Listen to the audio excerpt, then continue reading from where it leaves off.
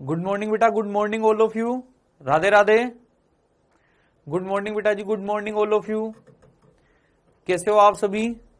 तो बेटा कल अपन ने विकिरण पढ़ना स्टार्ट कर दिया था। पहले चालन पढ़ा था बेटा, फिर संवहन पढ़ा और फिर लास्ट में बेटा अपन विकिरण पढ़ रहे हैं। हाँ, गुड मॉर्निंग बेटा, good morning, good morning, good morning. आ जाइए, जल्दी जल्दी आ जाइए सब।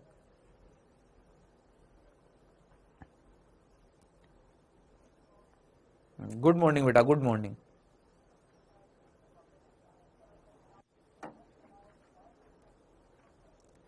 तो बेटा अपन चालन पढ़ चुके हैं, चालन के बाद संवहन पढ़ चुके हैं और बेटा संवहन के बाद नंबर है बेटा किसका? विकिरण का नंबर है बेटा। विकिरण अपन पढ़ने वाले हैं। विकिरण में बेटा अपन ने बोला कि थ्योरेटिकल पार्ट अपन पढ़ चुके थे। थ्योरेटिकल पार्ट में बेटा अपन ने क्या क्या पढ़ा विकिरण में, एक बार बता देता हूं मैं आप लोगों को। बेटा मैंने आप लोगों को बताया था कि बेटा कोई भी वस्तु हो, जिस वस्तु के पास, हर वस्तु के पास बेटा तापमान है, हर वस्तु के पास बेटा तापमान है। इसका मतलब हर वस्तु बेटा विकिरण के स्रोत की तरह कार्य करती है। हर वस्तु विकिरण की फैक्ट्री है बेटा, जिसमें से विकिरण निकलेंगे। हर वस्तु, कोई सी भी वस्तु XYZ, इस दुनिया में जितनी भी वस्तुएं बेटा सब विकिरण की फैक्ट्री है। सब में से विकिरण लगातार बाहर निकल रहे हैं बेटा। कौन से विकिरण? ताप की वजह से निकलने वाले विकिरण, उसके टेम्परेचर की वजह से निकलने वाले विकिरण, उसमें विकिरण की बात कर रहा हूं बेटा, उसमें विकिरण। हर वस्तु जो भी तुम अपने आसपास देख रहे हो, हर वस्तु में से लगातार बेटा विकिरण उत्सर्जित होते जा रहे हैं। हर वस्तु विकिरण की क्या है बेटा? Factory.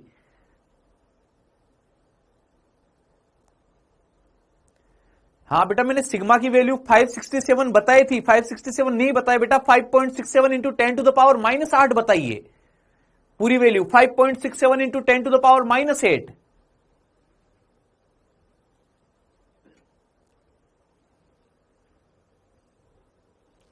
5.67 into 10 to the power -8 पूरी वैल्यू ये होती है। 567 नहीं बताए, 5.67 हो सकता है लिखते टाइम पॉइंट लगाने में लगाया और ठीक से नहीं लगाओ, है ना। बाकी 5.67 इंटू 10 टू द पावर -8 होती है सिग्मा की वैल्यू। ठीक है बेटा जी, ना विकिरण की बात कर रहे थे। मैंने बोला बेटा लेक्चर थर्ड है ना आज, लेक्चर थर्ड है बेटा आज, लेक्चर थर्ड आज कंप्लीट हो जाएगा चैप्टर। हाँ राधे राधे बेटा, आज कंप्लीट हो जाएगा चैप्टर, आज लेक्चर थर्ड है बेटा। विकिरण की बात कर रहा था। मैंने बोला बेटा तुम जितनी भी वस्तुएं देख रहे हो अपने आसपास, जितनी भी वस्तुएं देख रहे हो ना बेटा, अपने आसपास जितनी भी वस्तुएं देख रहे हो बेटा, सारी की सारी विकिरण की फैक्ट्री है। सब में से उसमें विकिरण निकलते जा रहे हैं, लगातार उसमें ये विकिरण निकलते हैं बेटा।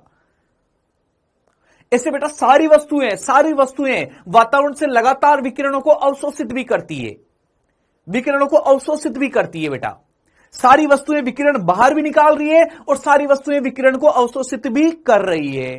अब बेटा मैंने बोला जो अमाउंट बाहर निकल रहा है, जो अमाउंट बाहर की तरफ जा रहा है, वो वस्तु के खुद के तापमान पर निर्भर कर रहा है, वस्तु के खुद के तापमान पर निर्भर कर रहा है।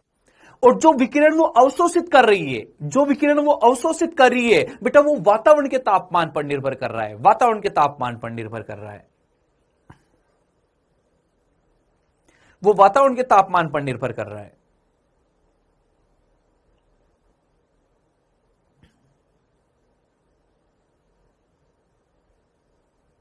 अच्छा लेक्चर फोर्थ है, हाँ लेक्चर फोर्थ होगा। वो पहला लेक्चर बहुत छोटा लेक्चर था, आधे पौन घंटे का, है ना।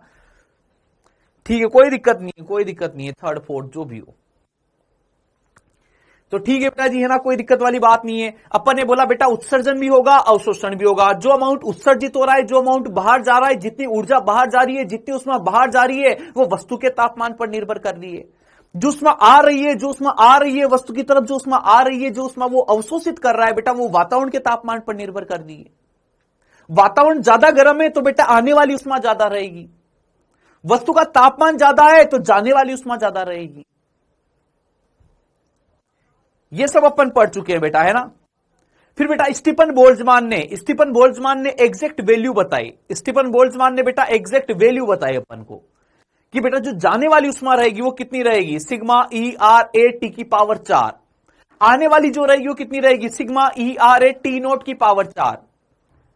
जो अवशोषित है वो T0 पर निर्भर कर रही है, वातावरण के तापमान पर। जो जाने वाली है वो T पर निर्भर कर रही है, वस्तु के ताप पर। और बेटा ये चैप्टर हो जाएगा बेटा आज, है ना। और जो परिणामी उष्मा लिखी थी बेटा अपन ने, परिणामी उष्मा dQ/dt net, dq by dt net उष्मा की हानि जो लिखी थी वो कितनी लिखी थी बेटा, sigma E R A T की घात 4 माइनस टी नोट की घात 4। ये याद है क्या बेटा तुम्हें फॉर्मूला? ये फॉर्मूला लिखा था अपन ने, ये फॉर्मूला लिखा था ना बेटा अपन ने, याद आ रहा है क्या तुम्हें? ऐसा याद आ रहा है क्या बेटा? देखो फिर बेटा मैंने बोला था कि यहां पर अगर ई आर कुछ नहीं दिया जाए, ई आर कुछ नहीं दिया जाए तो इसको कितना बोल देते हैं बेटा? 1 बोल देते हैं। और इसके बारे में कोई जिक्र नहीं किया जाए, वातावरण का तापमान कुछ नहीं बताया जाए तो इसको कितना बोल देते हैं? 0 बोल देते हैं। बताओ बेटा फॉर्मूला क्या बन जाता है? सिग्मा ए टी की घात 4, ये बनता है क्या? D Q by D T, sigma A T की घात 4। अगर वातावरण का जिक्र ना किया जाए, ई आर का जिक्र ना किया जाए, वातावरण का जिक्र ना किया जाए, वातावरण के ताप का जिक्र ना किया जाए तो टी नोट 0। और बेटा वस्तु के ई आर का, सापेक्ष उत्सर्जन क्षमता का जिक्र ना किया जाए तो ई आर बराबर 1 लिख देते हैं बेटा। ये सब बातें अपन कर चुके थे क्या कल?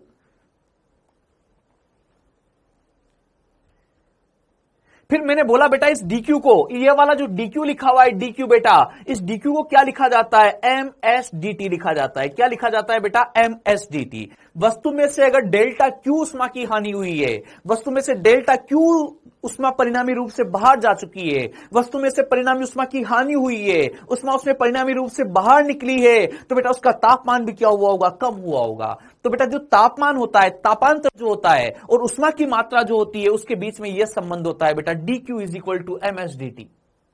ये उष्मा की मात्रा, ये तापांतर।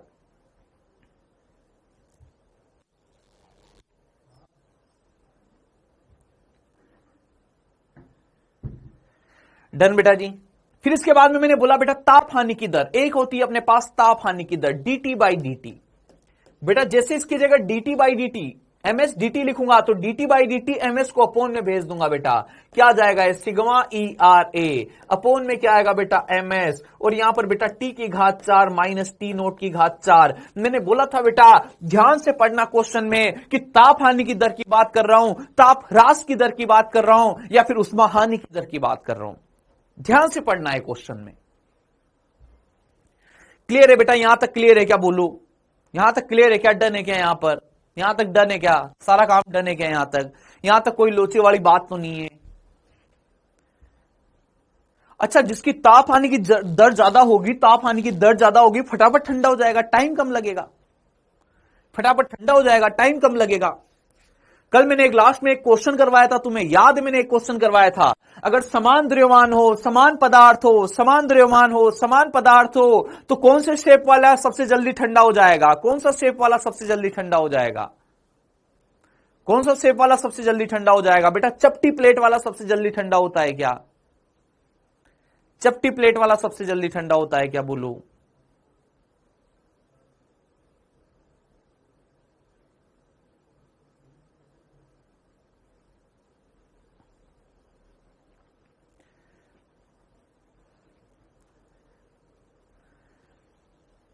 बेटा कल का ही रिपीट कर रहा हूं, कल का ही रिपीट कर रहा हूं, कोई नया नहीं पढ़ाया है ना, कोई नया पर नहीं पढ़ाया है।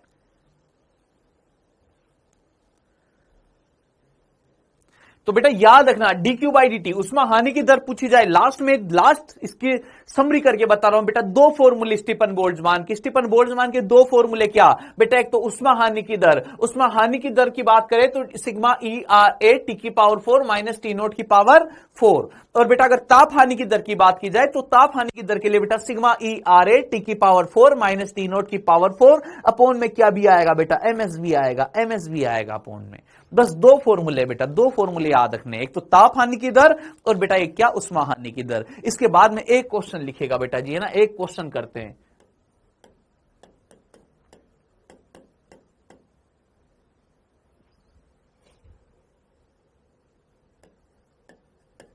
यदि दो वस्तुओं के लिए उष्मा हानि की दर समान हो, उष्मा हानि की दर समान हो तथा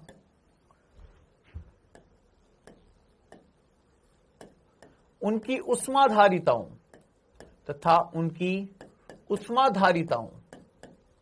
उष्माधारिता के बारे में तुम नहीं जानते, लेकिन याद रख लेना Hc बराबर क्या होता है, Ms। उष्माधारिताओं का अनुपात, उष्माधारिताओं का अनुपात 1:3 है, 1:3 है, तो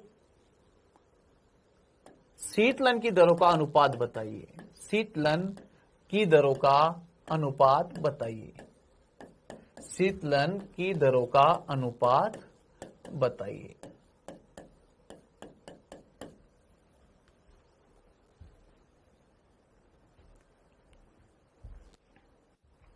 दो वस्तुएं हैं बेटा, देखना क्या क्या चीज सेम बोली। सबसे पहले देखो अनुपात किसका पूछा है। देखो बेटा लास्ट लाइन की अगर मैं बात करूं तो शीतलन की दरों का अनुपात पूछा जा रहा है मेरे से, शीतलन की दरों का अनुपात पूछा जा रहा है। बेटा सुनना मेरी बात को, शीतलन की दरों का अनुपात अपन से पूछा जा रहा है। बहुत बढ़िया बेटा, बहुत बढ़िया, बहुत शानदार,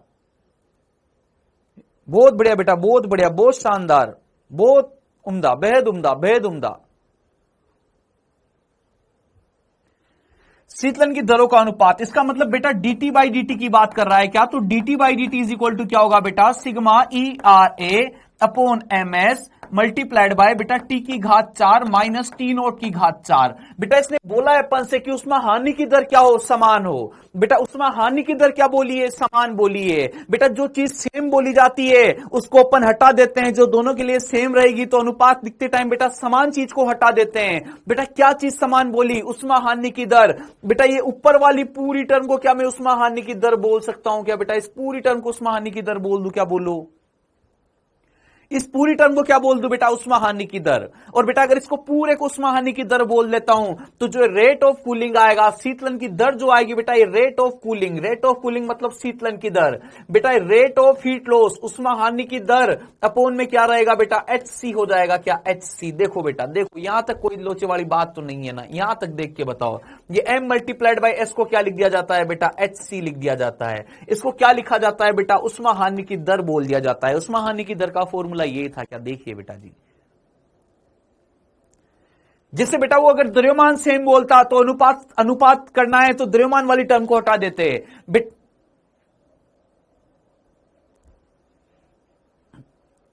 अगर बेटा उस क्षेत्रफल सेम बोलता तो ए वाली टर्म को हटा देते। जो सेम चीज है बेटा वो अनुपात लिखते टाइम क्या हो जाती है, कैंसिल आउट हो जाती है।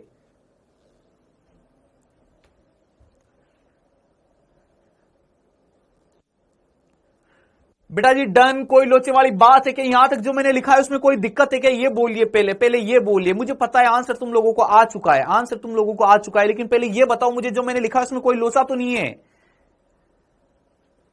अच्छा बेटा ये वाली वैल्यू तो दोनों के लिए क्या बोली है, दोनों वस्तुओं के लिए ये वाली वैल्यू क्या बोली है, सेम बोली है। HC सेम नहीं बोला, उष्माधारिता सेम नहीं बोली। उष्माधारिता का अनुपात तो कितना बोला बेटा, 1:3, 1:3। उष्माधारिता सेम नहीं है, उष्मा हानि की दर सेम है बेटा, उष्मा हानि की दर, उष्मा हानि की दर RH सेम है, सिग्मा ERA T की घात 4 माइनस T नोट की घात 4। ये दोनों वस्तुओं के लिए क्या है बेटा, सेम है।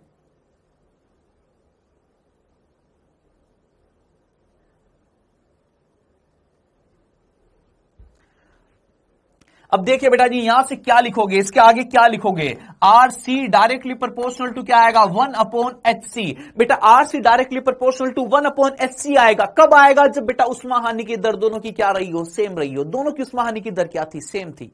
ऊपर वाली टर्म पूरी दोनों के लिए क्या थी बेटा, सेम थी। उष्मा हानि की दर ही तो होती है बेटा, उष्मा हानि की दर के अपोन में MS लगा देते हैं, वही तो शीतलन की दर होती है। ऊपर वाली पूरी टर्म सेम बोल दी उष्मा हानि की दर। यहां से बेटा RC1/RC2 इज इक्वल टू क्या आएगा, HC2 अपॉन क्या आएगा, HC1। और HC2/HC1 कितना हो जाएगा बेटा, 3:1 हो जाएगा क्या? अब देखिए बेटा जवाब दीजिए, सही बोल रहा हूं क्या मैं, सही बोल रहा हूं क्या?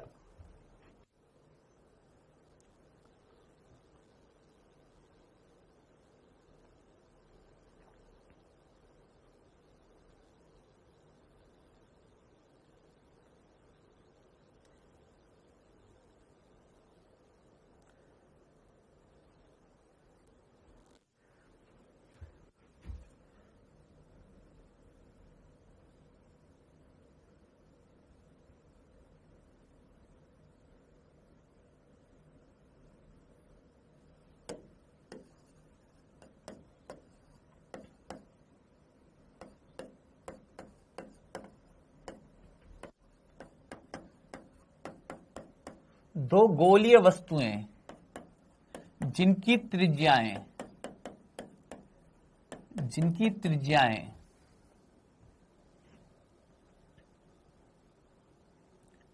r तथा r/2 है, r तथा r/2 है,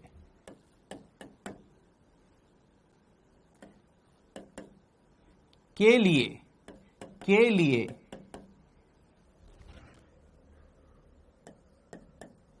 उष्मा हानि की दर समान है, उष्मा हानि की दर समान है, तो T1 अनुपात T2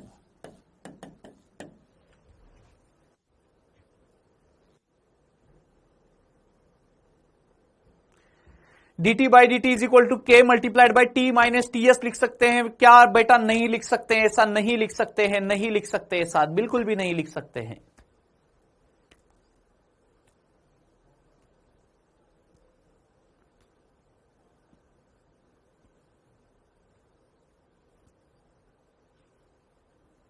बेटा वो न्यूटन शीतलन का नियम है, न्यूटन का शीतलन का नियम, न्यूटन का शीतलन का नियम बेटा कंडीशनल होता है, कंडीशनल। वातावरण और वस्तु के मध्य तापांतर जो है 35 से ज्यादा नहीं होना चाहिए, और 35 का भी तुम 100 मान के चलो।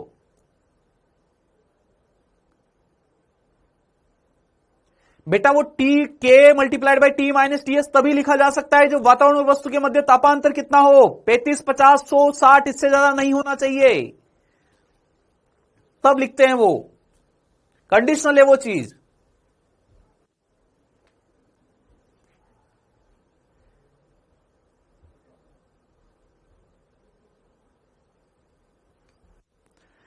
ये क्वेश्चन कौन कर देगा बेटा? इसमें उष्मा हानि की दर समान है, उष्मा हानि की दर समान है, उष्मा हानि की दर समान है,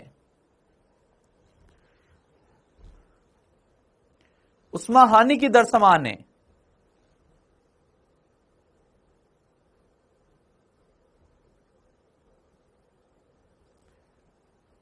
उष्मा हानि की दर समान है बेटा, पावर सेम है, उष्मा हानि की दर, मैं बार बार बोल रहा हूं उष्मा हानि की दर समान है, ताप हानि की दर समान मत कर देना, उष्मा हानि की दर समान है।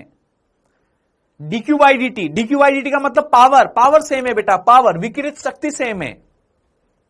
अच्छा बेटा वातावरण के ताप का जिक्र नहीं किया जा रहा, उष्मा हानि की दर का फॉर्मूला है, विकिरित शक्ति का फॉर्मूला है, वातावरण के ताप का जिक्र नहीं किया जा रहा, तो टी नोट वाली टर्म नहीं आएगी। ER बराबर 1 मान लेंगे, क्योंकि यहां पर ER का मान नहीं दिया गया, तो दोनों वस्तुएं आदर्श कृष्णिका होगी।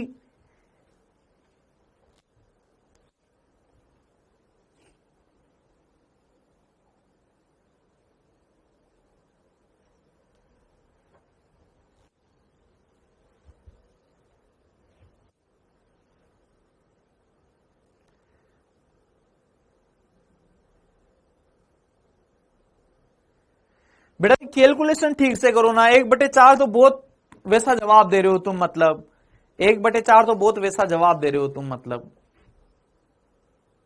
है ना, बिना कैलकुलेशन किए, बिना कोई दिमाग पे जोर डाले, भाई मुझे कैलकुलेशन ही नहीं करनी पड़े, आगे सोचू ही ना, ऐसा जवाब दे रहे हो तुम 1/4 वाला। तो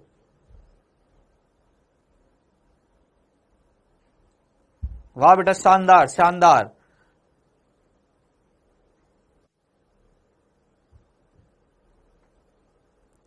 हाँ तो भाई आशीष सही जवाब तुमने दिया है, 1/√2। कितना जवाब आएगा बेटा? 1/√2। बेटा अपन पेन ही नहीं चलाना चाह रहे हैं, अपन पेन ही नहीं चलाना चाह रहे हैं। हाँ तुम्हारा सही है पवन, सही है तुम्हारा। अपन जहां पे कैलकुलेशन में जहां आके उलझ गए बेटा, उससे आगे बढ़ना ही नहीं चाह रहे हैं अपन, बात ऐसी हो रही है।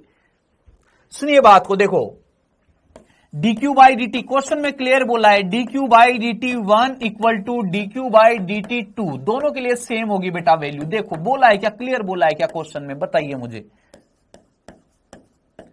इधर क्या लिखोगे बेटा? Sigma E are A1 T1 की power 4, sigma ER A2 T2 की पावर 4। बेटा A1 A2 क्यों लिखा है? क्योंकि मुझे पता है त्रिज्या अलग अलग है बेटा, त्रिज्या दोनों की अलग अलग दी हुई है। देखो त्रिज्या अलग दी हुई है तो बेटा क्षेत्रफल भी क्या आएगा? अलग अलग आएगा, 4πr², गोले का क्षेत्रफल 4πr²।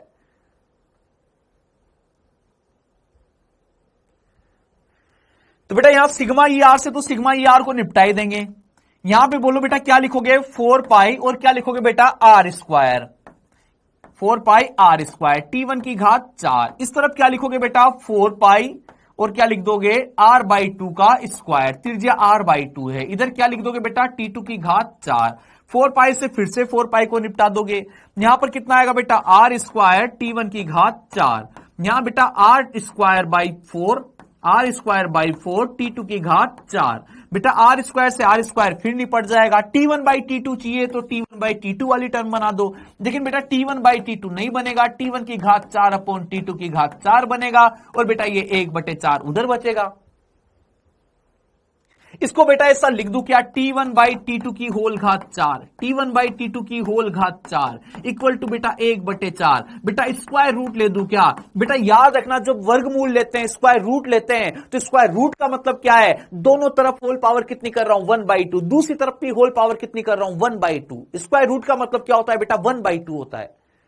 स्क्वायर रूट का मतलब क्या है, वर्गमूल लेने का मतलब क्या है बेटा, वर्गमूल लेने का मतलब होल पावर 1/2, होल पावर 1/2।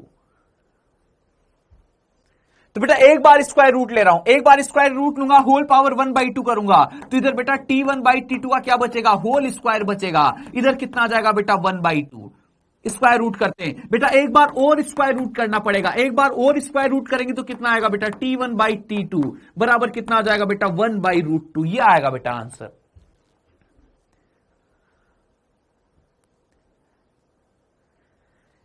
देखिए बेटा जी सही है क्या आंसर, सही है क्या है।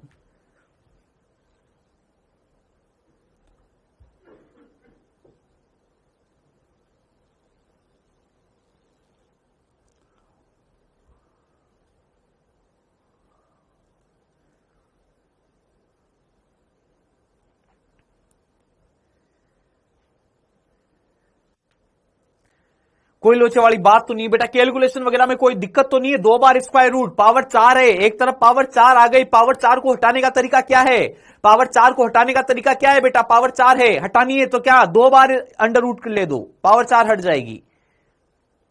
ऐसे होल पावर 1/4 है, होल पावर 1/4 है तो 2 बार स्क्वायर कर दो।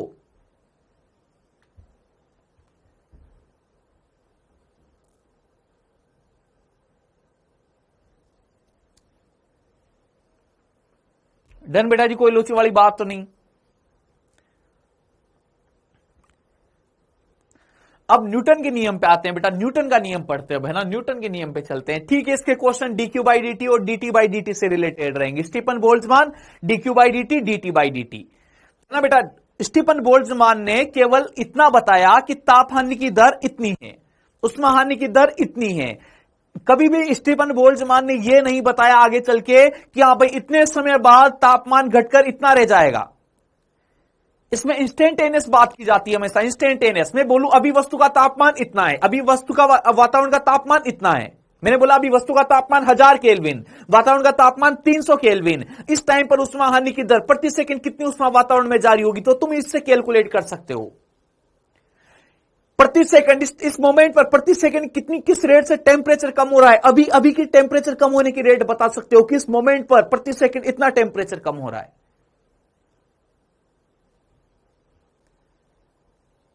लेकिन बेटा मैं 10 मिनट बाद पूछूं कि 10 मिनट बाद ताप कितना हो जाएगा, 10 मिनट बाद ताप कितना रह चुका होगा वस्तु का, 15 मिनट बाद ताप कितना रह चुका होगा वस्तु का, 5 मिनट बाद ताप कितना रह चुका होगा वस्तु का। तो बेटा कुछ समय बाद वस्तु का तापमान इससे नहीं बताया, इससे नहीं बताया है। वस्तु का तापमान समय के साथ किस हिसाब से वेरी करेगा, वस्तु का तापमान समय के साथ किस हिसाब से वेरी करेगा बेटा, उसकी अगर मुझे बात करनी हो तो मुझे डेली लाइफ की चीजें चाहिए, डेली लाइफ की चीजें चाहिए, डेली लाइफ की चीजें चाहिए। अब जैसे बेटा सूर्य है तो सूर्य के लिए तुम ऐसे थोड़ी कैलकुलेट करोगे कि 10 मिनट बाद सूर्य का तापमान कितना रह जाएगा। सूर्य का तापमान तो जितना है बेटा उतना ही रहेगा, वो सोर्स है बेटा, भारी वाला सोर्स है, उसका तापमान नहीं घटेगा। बेटा T1 बाई T2 पूछा है ना तो स्क्वायर रूट करना ही पड़ेगा ना बेटा। T1 बाई T2 की होल पावर 4, इसका जवाब कैसे दोगे भाई, या तो दोनों तरफ 1/4 1/4 पावर कर दो तो उधर 1/4 की पावर होल बाई 1/4 हो जाएगी। P बराबर सिग्मा ए टी की पावर 4 डायरेक्टली लिख सकते हैं क्या? बिल्कुल लिख सकते हो बेटा, लेकिन याद रखना वातावरण का जिक्र नहीं होना चाहिए, वातावरण का जिक्र नहीं होना चाहिए, वातावरण का जिक्र ना हो, वातावरण के ताप का जिक्र ना हो। ठीक है बेटा, अब न्यूटन की बात करते हैं ना। न्यूटन ने बोला बेटा कि डेली लाइफ में जब तुम्हारे पास चीजें रखी होती, जैसे चाय का कप है, चाय का कप इमेजिन कीजिए, गर्मा गर्म चाय बन के आए, तुम आधे एक घंटे मोबाइल चलाने लग गए, क्लास लेने लग गए, भूल गए कि चाय रखी हुई है बेटा, थोड़ी देर में क्या वो ठंडा होते होते होते वातावरण के बराबर हो जाता है क्या?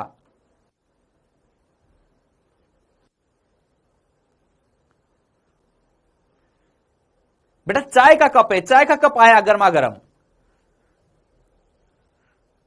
चाय का कप आया गर्मा गर्म, हाँ बालक बढ़िया हूं मैं, चाय का कप आया बेटा गर्मा गर्म, चाय का कप बेटा गर्मा गर्म आया, और बेटा अगर तुम आए, तुम्हारी क्लास चालू हो चुकी है, तुम चाय के कप को भूल गए बेटा, चाय पीना भूल गए, तो क्या बेटा वो धीरे धीरे ठंडा होने लग जाएगा क्या? धीरे धीरे ठंडा होते होते वातावरण के ताप के बराबर आ जाता है क्या?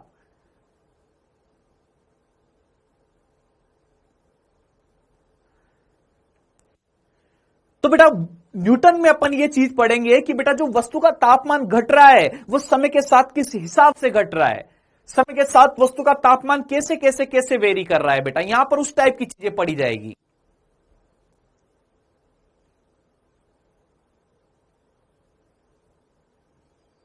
हाँ तुम भूलते नहीं हो, लेकिन इसी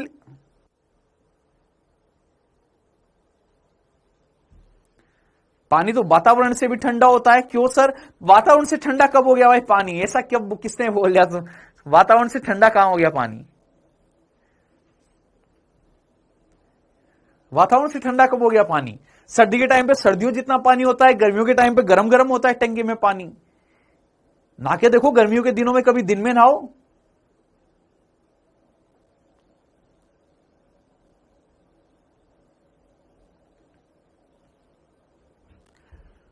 तो न्यूटन के शीतलन के नियम की बात कर रहा हूं मैं ना, न्यूटन का शीतलन का नियम।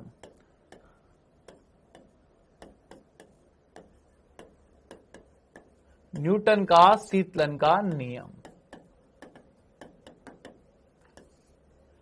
तो न्यूटन ने बोला बेटा, न्यूटन ने बोला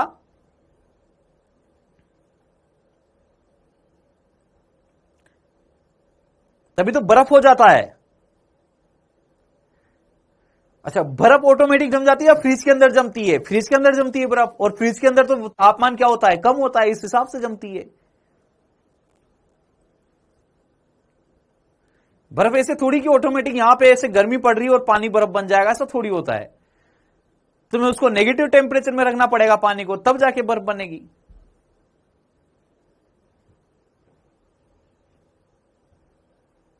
देख, फ्रीजर के अंदर बर्फ जमेगी, फ्रीजर के अंदर।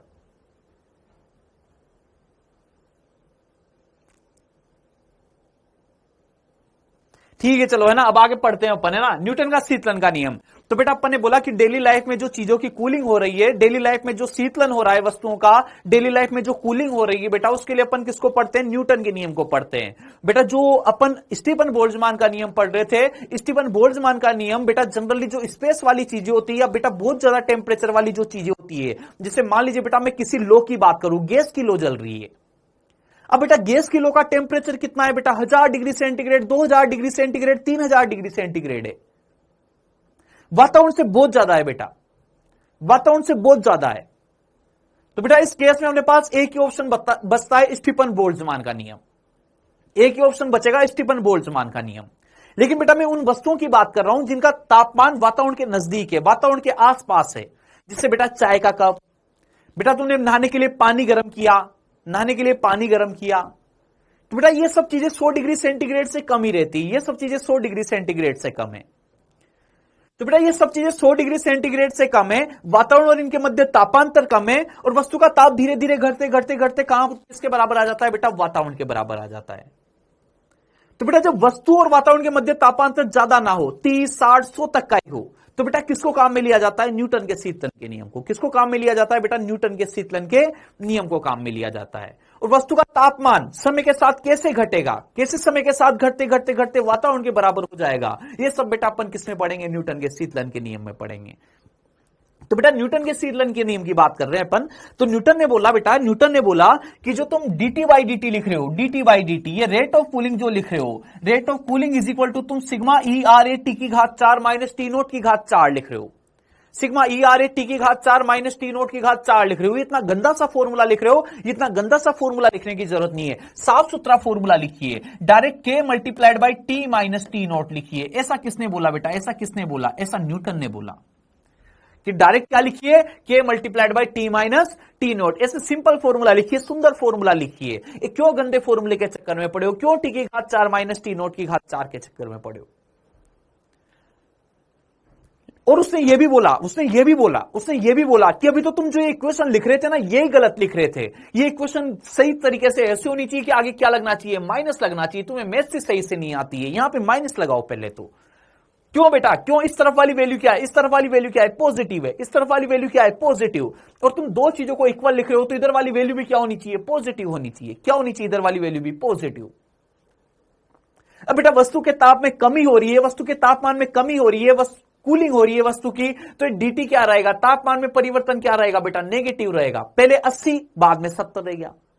परिवर्तन किसका हुआ, -10 का। फाइनल माइनस इनिशियल करेंगे, -10 आएगा। इधर वाली वैल्यू नेगेटिव हो रही थी, इधर वाली वैल्यू पॉजिटिव हो रही थी। तो सबसे पहले तो न्यूटन ने बोला कि इधर वाली जो वैल्यू नेगेटिव है, इसके आगे एक और माइनस लगाओ, तब जाके ये मैथमेटिकल इक्वेशन क्या हुई है, सही हुई है। डन बेटा जी। माइनस क्यों लगा, समझ पा रहे हो बात को? यहां पे बीच में इक्वल लगा हुआ, इधर वाली वैल्यू पॉजिटिव है, तो इधर वाली वैल्यू भी क्या करनी है, पॉजिटिव करनी है। यहां पर टी किसका तापमान है बेटा, वस्तु का ताप है। टी नोट किसका ताप है, वातावरण का ताप है।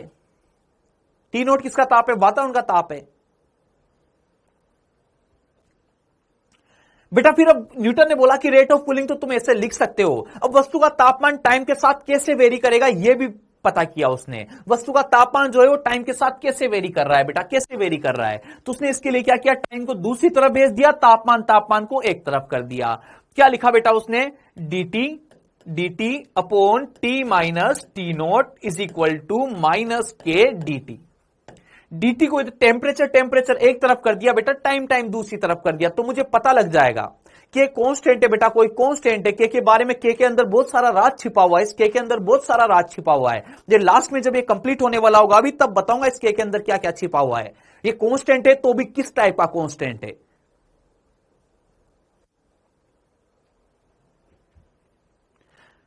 तो बेटा इस तरफ टेम्परेचर आ गया, इस तरफ तो क्या आ गया, टेम्परेचर। इस तरफ क्या आ गया बेटा, समय। तो वस्तु का तापमान बेटा समय के साथ कैसे वेरी करेगा, इस रिलेशन से आएगा। तो बेटा दोनों तरफ क्या कर देता हूं, समाकलन कर देता हूं। दोनों तरफ क्या कर दिया बेटा मैंने, समाकलन। बेटा ये 1/x वाली फॉर्म बन रही, क्या 1/x वाली फॉर्म? बेटा ये 1/x वाली फॉर्म बन रही, इसको क्या बोला जाएगा, log x ln x, log x ln x।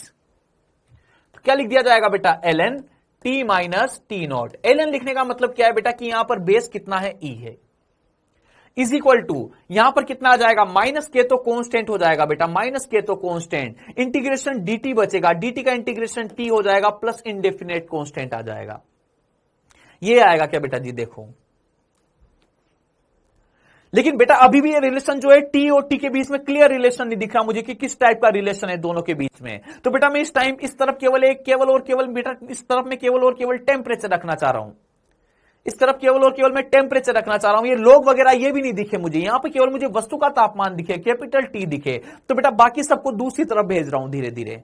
तो बेटा मैंने बोला कि अगर मुझे कैपिटल टी चाहिए, वस्तु का तापमान चाहिए केवल, बाकी सबको उधर भेजना है, हटाना है बाकी सबको। तो बेटा आगे लोग आ रहा है, तो लोग को हटाने का तरीका क्या होता है बेटा, एंटी लोग लेना पड़ेगा। क्या लेना पड़ेगा, एंटी लोग। मुझे ताप का फंक्शन चाहिए कि वस्तु का ताप किस हिसाब से वेरी कर रहा है, किस हिसाब से परिवर्तित हो रहा है। तो बेटा मैंने बोला कि वस्तु का ताप किस हिसाब से परिवर्तित होगा, इसके लिए मुझे यहां से बेटा एंटी लोग लेना पड़ेगा, तब जाके लोग हटेगा, तब जाके टी का फंक्शन आएगा, तब जाके मुझे ताप के बारे में जानकारी मिलेगी कि ताप कैसे परिवर्तित हो रहा है वस्तु का। तो बेटा यहां से मैंने एंटी लोग लिया, एंटी लोग लेना मैं तुम्हें बताया हो नहीं बताया हो, लेकिन सुन लो एक बार, है ना, एंटी लोग कैसे लिया जाता है। बेटा अगर दोनों तरफ लोग होता है, ऐसे दोनों तरफ ln होता, दोनों तरफ लोग होता, तब तो बहुत आसान काम हो जाता, दोनों तरफ बेटा लोग होता तो एंटी लोग लेते, दोनों तरफ का लोग क्या हो जाता, हट जाता। समझ रहे हो मेरी बात को, किस किस टाइप के केस आएंगे एंटी लोग लेने में। दोनों तरफ लोग होता तो लोग हट जाता, कैंसिल आउट हो जाता, लोग एंटी लोग लेते। दोनों तरफ लोग ही नहीं हो, दोनों तरफ खाली खाली हो, तो एंटी लोग लेने की जरूरत ही नहीं है। मेनली एंटी लोग का काम कब है बेटा, जब एक तरफ लोग हो और एक तरफ नॉर्मल संख्या हो, एक तरफ लोग हो एक तरफ नॉर्मल संख्या हो, तब एंटी लोग लेना बेटा मेन बात है। तो बेटा अगर इस कंडीशन में एंटी लोग लिया जाता है तो जिस तरफ का लोग है उस तरफ का तो लोग हट जाता है, क्या बचेगा बेटा, टी माइनस टी नॉट। और बेटा दूसरी तरफ का क्या होता है, दूसरी तरफ का क्या होता है समझना बात को। बेटा ये बेस जो रहेगा, ये बेस इधर जाके किक मारता है, इधर जाके किक मारता है, और बेटा इधर जाके किक मारेगा तो यहां पर कितना आ जाएगा बेटा, e to the power minus के टी प्लस सी, ये आ जाएगा बेटा। जिस तरफ का लोग है, जिस तरफ लोग है उस तरफ का तो लोग हट जाता है, और उस तरफ का बेस जो है दूसरी तरफ सिंपल डिजिट है, उधर जाके क्या मारता है, किक मारता है। यहां से बेटा वस्तु का तापमान T बराबर t nought plus E to the power minus के टी प्लस सी। अब यहां से बेटा मुझे क्लियर पता लग रहा है, क्लियर पता लग रहा है कि जो वस्तु का तापमान रहेगा वो क्या होगा, घटेगा बेटा। और किस फॉर्म में घटेगा, एक्सपोनेंशियल फॉर्म में घटेगा, चरघातांकी क्षय होगा, चरघातांकी क्षय। बेटा तापमान घटने के बहुत सारे प्रकार हो सकते हैं, बेटा सरल रेखा के रूप में घट रहा हो, सीधा घट रहा हो तापमान, बेटा परवलयाकार रूप में घट रहा हो, बेटा अति परवलयाकार रूप में घट रहा हो, लेकिन बेटा किस रूप में घटेगा, चरघातांकी रूप में घटेगा, एक्सपोनेंशियल ग्राफ के शेप में घटेगा। ई का ग्राफ जिस हिसाब से बनता है बेटा उस हिसाब से टेम्परेचर घटेगा यहां पर। तो वस्तु का जब बेटा तापमान घटता है, वस्तु की जब कूलिंग हो रही होती है, तो बेटा डेली लाइफ में जब मैं देखता हूं कि वस्तुएं ठंडी हो रही है, गर्म वस्तु है, वातावरण में रखने पे बेटा वो ठंडी हो रही है, उसकी कूलिंग हो रही है बेटा वातावरण में रखने पर, तो जो वस्तु का तापमान घटता है बेटा वो चरघातांकी क्षय के रूप में घटता है, चरघातांकी क्षय के रूप में, एक्सपोनेंशियल फॉर्म में डिक्रीज होता है, एक्सपोनेंशियल डिके होता है बेटा उसका।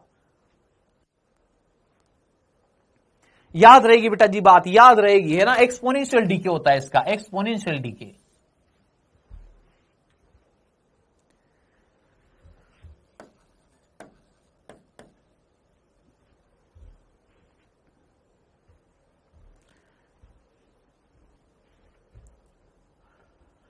अब देखो तुमसे किस किस के साथ ग्राफ पूछेगा, है ना, किस किस के साथ तुमसे ग्राफ पूछेगा, है ना। देखो मैं ग्राफ के लिए तुमसे पॉसिबिलिटी बता रहा हूं बेटा, इस डेरिवेशन से कोई न्यूमेरिकल नहीं कर पाओगे तुम, है ना। न्यूमेरिकल के लिए तो न्यूटन ने एक और फॉर्मूला दिया, न्यूमेरिकल के लिए तो अलग से फॉर्मूला दे रखा है न्यूटन, है ना, कि न्यूमेरिकल तो इस वाले फॉर्मूले से सोल्व करो। बेटा यहां से अगर मुझसे पूछे जाते हैं, इस डेरिवेशन से मुझसे पूछे जाते हैं, तो 2-3 जगह से ग्राफ पूछे जाते हैं। इसलिए मेरी जिम्मेदारी बेटा कि इस डेरिवेशन को मैं 1-2 बार घर पे जाते ही लिख के देख लूं। 1-2 बार अगर मैंने लिख लिया बेटा तो इसकी हर स्टेप लगभग अपन को याद हो जाएगी, या अपन को उसका पूरा डेरिवेशन याद हो जाएगा, है ना। क्योंकि बेटा इसमें 2-3 जगह जहां से ग्राफ पूछ लिए जाते हैं, 2-3 जगह जहां से ग्राफ के क्वेश्चन बनते हैं। अभी तक नीट में पूछे नहीं गए हैं लेकिन बनते हैं बेटा, सीट्स में, बुक्स में ऐसे क्वेश्चन तुम्हें देखने को मिलेगा, इस टाइप का क्वेश्चन तुम्हें देखने को मिलेगा सीट में, बुक में, इनमें बेटा, है ना। तो यहां से ग्राफ के क्वेश्चन बनते हैं, हालांकि नीट में अभी तक नहीं पूछे गए, हालांकि नीट में अभी तक नहीं पूछे गए। नीट में रेगुलर क्वेश्चन पूछे जाते हैं, जिसका न्यूमेरिकल फॉर्मूला है बेटा उसके पूछे जाने के चांसेस बहुत ज्यादा होते हैं, उसके क्वेश्चन पूछे जाने के चांसेस बहुत ज्यादा होते हैं। लेकिन बेटा कभी भी पूछा तो जा सकता है ग्राफ, है ना। तो बेटा मेनली 2-3 ग्राफ में तुम्हें बता रहा हूं इसमें कहां से पूछा जाता है बेटा, है ना। सुनना मेरी बात को बेटा, सबसे पहली टर्म जहां से ग्राफ पूछा जा सकता है, सबसे मेन इक्वेशन ये ए नंबर वाली इक्वेशन बेटा, इस ए नंबर वाली इक्वेशन से ग्राफ पूछ लिया जाता है, इस ए नंबर वाली इक्वेशन से ग्राफ पूछ लिया जाता है। इधर वाली जो टर्म है बेटा, इस वाली टर्म को क्या बोला जाता है, ये वाली जो टर्म है इस वाली टर्म को क्या बोला जाता है बेटा, यही तो रेट ऑफ कूलिंग है, यही तो शीतलन की दर है। देखो यही तो शीतलन की दर है क्या, देखिए बेटा जी यही तो शीतलन की दर है क्या। बेटा सबसे पहला ग्राफ ही यहीं पे बनता है, सबसे पहला ग्राफ ही यहीं पे बनता है। पहला जो ग्राफ बनता है बेटा वो कौन सा बनेगा, वो कौन सा बनेगा, देखिएगा बेटा जी, एक तो रेट ऑफ कूलिंग इस तरफ और इस तरफ क्या आएगा बेटा, टी आएगा। रेट ऑफ कूलिंग और टी के मध्य का ग्राफ बनेगा बेटा। अब रेट ऑफ कूलिंग और टी के मध्य का ग्राफ बनेगा बेटा, तो वो वाली टर्म हटो जिसमें रेट ऑफ कूलिंग और टी हो, उनके मध्य का संबंध तुम्हें डायरेक्ट दिख रहा हो। बेटा फर्स्ट नंबर वाली इक्वेशन है जहां पे रेट ऑफ कूलिंग और टी के मध्य का संबंध दिख रहा है, उसके बाद की स्टेप में रेट ऑफ कूलिंग नहीं बची। रेट ऑफ कूलिंग का टर्म बेटा केवल पहली वाली इक्वेशन में लिखा हुआ था। तो बेटा वो वाली टर्म, वो वाली मैथमेटिकल टर्म देखो बेटा जिसमें इन दोनों के मध्य का संबंध लिखा हुआ हो। तो इन दोनों का मध्य का संबंध बेटा इक्वेशन नंबर ए में लिखा हुआ है क्या, देखो। अब बेटा उस इक्वेशन को लिखना है ना। ग्राफ बनाने का तरीका बता रहा हूं कि ग्राफ कैसे बनाया जाता है, ग्राफ कैसे बनाया जाता है। तो बेटा जिस वो वाली इक्वेशन पिक करते हैं, वो वाला मैथमेटिकल फंक्शन पिक करते हैं बेटा जिसमें इन दोनों के मध्य का संबंध लिखा हुआ हो। ये दोनों आ रहे हो इक्वेशन में कहीं ना कहीं। तो बेटा ये दोनों कौन सी इक्वेशन में आ रहे हैं? एक नंबर वाली इक्वेशन में, ए नंबर वाली इक्वेशन में आ रहे हैं। तो बेटा A number, A for apple number वाली इक्वेशन लिख रहा हूं बेटा। ए फॉर एप्पल नंबर वाली इक्वेशन में बेटा इन दोनों के मध्य का संबंध है।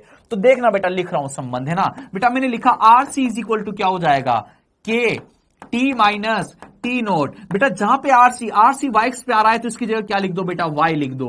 बेटा ये एक्स एक्स पे आ रहा है तो इसकी जगह क्या लिख दो बेटा, एक्स लिख दो।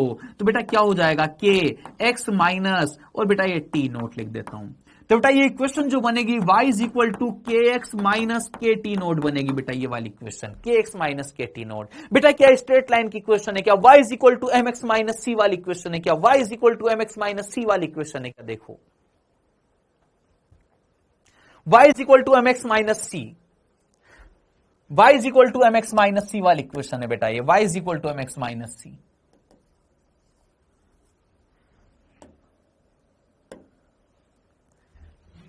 तो देखिए बेटा जी, इस तरफ मैंने लिख दिया है आरसी, इस तरफ मैंने लिख दिया है टी। तो बेटा इनके मध्य का जो ग्राफ बनेगा, इनके मध्य का ग्राफ बेटा धनात्मक ढाल वाली सरल रेखा बनेगी जिसका इंटरसेप्ट क्या रहेगा बेटा, नेगेटिव रहेगा। इस टाइप का ग्राफ बनेगा बेटा, देखो इस टाइप का ग्राफ बनेगा।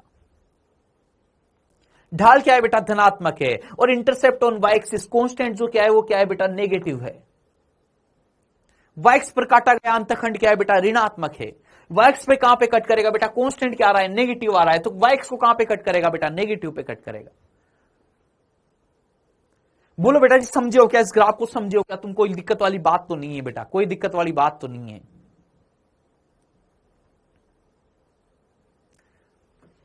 बोलो बेटा जी कोई दिक्कत वाली बात तो नहीं है, क्लियर है सब? बेटा mx माइनस सी है, देखो mx माइनस सी कॉन्स्टेंट नेगेटिव है बेटा, नेगेटिव है। दूसरा ग्राफ बेटा जहां पे मैंने इक्वेशन नंबर 1 लिखी हुई है, इक्वेशन नंबर 1 लिखी हुई है, यहां से बनेगा बेटा दूसरा ग्राफ। देखना इस तरफ तो क्या रखा, इस तरफ तो क्या रखा जाता है बेटा, l N T minus T nought, l N T minus T nought. इस तरफ क्या लिखा जाता है बेटा, टाइम लिखा जाता है। इनके मध्य का ग्राफ बता रहा हूं अब। इनके मध्य का ग्राफ बेटा इक्वेशन नंबर 1, इनके मध्य का जो रिलेशन है l N T minus T nought और समय के मध्य का रिलेशन बेटा वो कौन सी समीकरण में, इक्वेशन नंबर 1 में बेटा, पीछे वाली स्लाइड में इक्वेशन नंबर 1 में। देखो बेटा इसी लाइन में मिल रहा है कि L N T minus T nought, और कहीं किसी लाइन में नहीं है बेटा। तो L N T minus T nought आ गया तो बेटा डेरिवेशन की इसी लाइन से ग्राफ बनाना पड़ेगा, इसी लाइन से, और कहीं l N T minus T nought है ही नहीं। देखो समझ रहे हो मेरी बात को? जिन दो के बीच में ग्राफ बनाना हो, जिन दो के मध्य ग्राफ बनाना हो, वो दोनों टर्म बेटा जिस इक्वेशन में दिख रही हो उस इक्वेशन को पिक करना है, उस मैथमेटिकल इक्वेशन को पिक करना है। तो बेटा इस मैथमेटिकल इक्वेशन को पिक किया, l N T minus t nought is equal to minus के टी प्लस सी। अब बेटा इसमें से ये वाली टर्म तो कहां पे आ रही है, वाई पे, तो बेटा इसकी जगह तो वाई लिखेंगे। ये माइनस के की जगह माइनस के, टी कहां पे आ रहा है बेटा, एक्स पे, तो इसकी जगह एक्स लिखेंगे, प्लस सी। बेटा आप बताओ क्या आएगा, नेगेटिव स्लोप वाली स्ट्रेट लाइन, ऋणात्मक ढाल वाली सरल रेखा। ढाल क्या है बेटा, ऋणात्मक, और वाई एक्स पर काटा गया अंतखंड क्या रहेगा बेटा, धनात्मक। इस टाइप का ग्राफ बन जाएगा क्या बेटा, इस टाइप का ग्राफ बन जाएगा क्या? देखो ग्राफ को इस तरफ नहीं लेके जाना, क्योंकि इस समय कभी ऋणात्मक नहीं होता, ये समय एक्स है, ये कभी ऋणात्मक नहीं होती, इधर इधर ही बनेगा ग्राफ राइट में। बोले बेटा जी कोई दिक्कत वाली बात हो तो बताइए मुझे।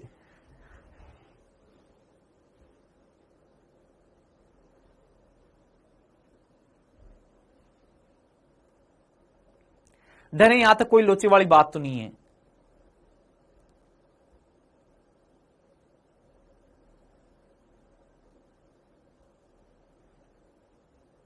अब बेटा लास्ट वाला थर्ड नंबर वाले ग्राफ पे आ रहा हूं, थर्ड नंबर वाला ग्राफ। थर्ड नंबर वाला ग्राफ जो बेटा तुमसे पूछा जाएगा वो थर्ड नंबर वाला ग्राफ क्या रहेगा बेटा, सुनना। इस तरफ तो क्या रहेगा टी, और इस तरफ क्या रहेगा बेटा टी। अब देखो टी ओ टी किस में दिख रहा है तुम्हें, t o t, t o t बेटा क्लियर इस वाली इक्वेशन में दिखेगा, टी ओ टी। देखो टी ओ टी के मध्य का रिलेशन क्लियर दिख रहा है, एक तरफ टी एक तरफ स्मॉल टी। देखो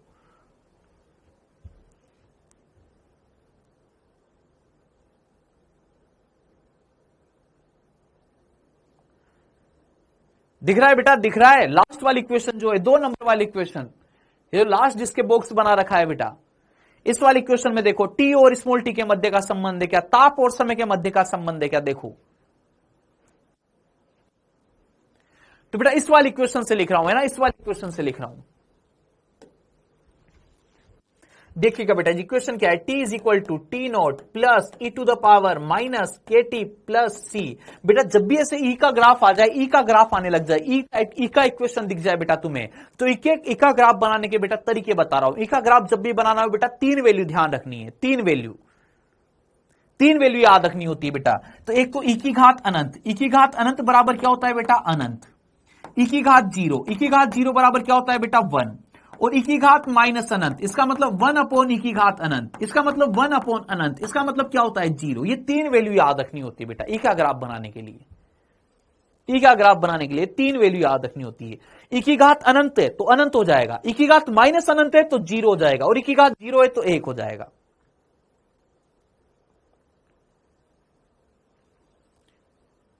तो बेटा मैंने बोला टाइम को मैं नेगेटिव तो लिख नहीं सकता, तो टाइम के लिए मेरे पास दो ही ऑप्शन बचे बेटा टाइम के लिए।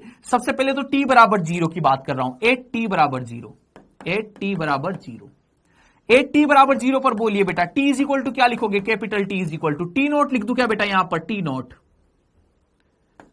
नॉट प्लस ये वाली टर्म तो जीरो हो जाएगी बेटा, t जीरो गया, ये वाली टर्म तो जीरो हो जाएगी, कितना आ जाएगा बेटा e to the power c। t is equal to कितना आएगा, T nought plus E to the power C. इसका मतलब यह है बेटा कि प्रारंभ में तो जो वस्तु का तापमान है वो वातावरण के तापमान से कुछ ज्यादा है, वातावरण के तापमान से कुछ ज्यादा है। देखो वस्तु का ताप प्रारंभ में t बराबर जीरो पर टी नॉट मतलब वातावरण का ताप प्लस समथिंग आ रहा है, यानी कि वातावरण के ताप से थोड़ा क्या है ज्यादा है। मान लीजिए यहां पर वातावरण का ताप है, मान लीजिए यहां पर वातावरण का ताप है, जिस जगह पे टी नॉट है, तो इससे थोड़ा ज्यादा है। वस्तु में स्टार्टिंग में जो वस्तु का तापमान है वो कितना है बेटा, T nought plus E to the power C. यहां से ग्राफ बनना स्टार्ट होगा बेटा, इस जगह से ग्राफ बनेगा। फिर बेटा मैंने बोला कि अनंत समय बाद, लंबे समय बाद, बहुत लंबे समय बाद चेक कर रहा हूं, बहुत लंबे समय बाद, टी इज इक्वल टू कहां पर बेटा, अनंत पर, at T is equal to infinite, T is equal to infinite पर बेटा T is equal to T nought plus E to the power minus infinite plus C हो जाएगा क्या, देखो।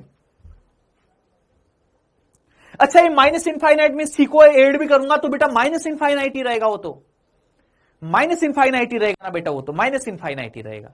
माइनस इनफाइनाइट में अगर थोड़ी बहुत वैल्यू ऐड भी कर दूं तो भी माइनस अनंत तो बहुत बड़ी वैल्यू है, क्या रहेगा, माइनस अनंत ही रहेगा। और ई की घात माइनस अनंत क्या होती है बेटा, जीरो होती है क्या, ई की घात माइनस अनंत क्या होती है बेटा, जीरो होती है क्या, देखो। तो बेटा ये पूरी टर्म क्या हो जाएगी, ये पूरी टर्म क्या हो जाएगी, ये पूरी टर्म क्या हो जाएगी बेटा, जीरो हो जाएगी, पूरी टर्म क्या हो जाएगी, जीरो। तो t इज इक्वल टू कितना आ जाएगा बेटा, टी नॉट। कहने का मतलब यह है बेटा कि वो लंबे समय बाद अगर चेक करूंगा तो वस्तु का ताप घटते घटते घटते वातावरण के बराबर रह चुका होगा, वस्तु का ताप घटते घटते घटते वातावरण के बराबर रह चुका होगा। चाय के कप को तुमने ठंडा होने रखा, उस स्टार्टिंग उसका तापमान 100 डिग्री सेंटीग्रेड, लेकिन लंबे टाइम बाद चेक करूंगा तो वातावरण का 30 है, तो उसका भी घटते घटते कितना रह चुका होगा, चाय का कप भी ठंडा होते होते कहां पे आ चुका होगा, 30 पे आ चुका होगा।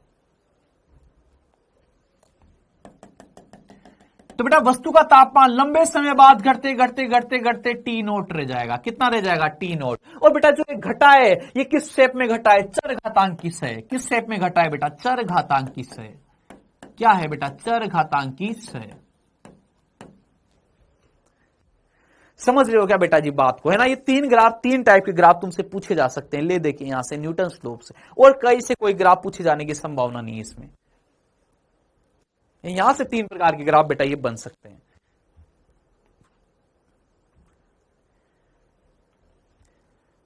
देन बेटा जब न्यूमेरिकल पार्ट पे आऊं, न्यूटन लॉ का न्यूमेरिकल पार्ट, न्यूमेरिकल फॉर्मूला।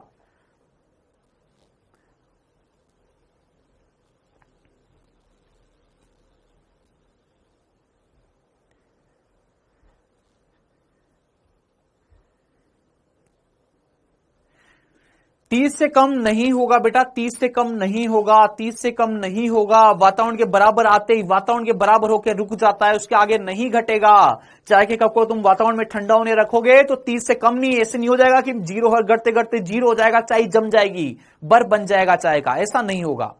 वातावरण के बराबर आके रुक जाता है बेटा, फिर कूलिंग होना बंद हो जाती है।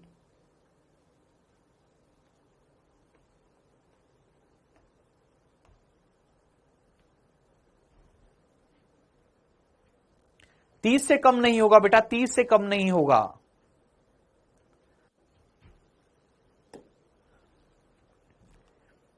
अब बेटा इसके न्यूमेरिकल की बात करता हूं, इसके न्यूमेरिकल की बात करता हूं, है ना। ये 2-3 ग्राफ यहां से पूछे जा सकते थे, इसी के लिए तुम केवल आज जाके 10-15 मिनट निकाल के बेटा 10 मिनट निकाल के इस डेरिवेशन को 1-2 बार लिखना और 1-2 बार लिख के ग्राफ भी बना लेना। उसके बाद कभी लिखने और ग्राफ बनाने की जरूरत नहीं पड़ेगी। आज तुम्हारा काम क्या है, 10-15 मिनट दे देना इसको, इस डेरिवेशन को यहीं पे, ताकि यहीं का इसका काम निपट जाए, इसके आगे कभी जरूरत ही नहीं। हाँ, रूम टेम्परेचर तक होगा बेटा, रूम टेम्परेचर तक ही होगा, घटते घटते कहां तक रहेगा, रूम टेम्परेचर। वातावरण का ताप मतलब क्या, रूम टेम्परेचर।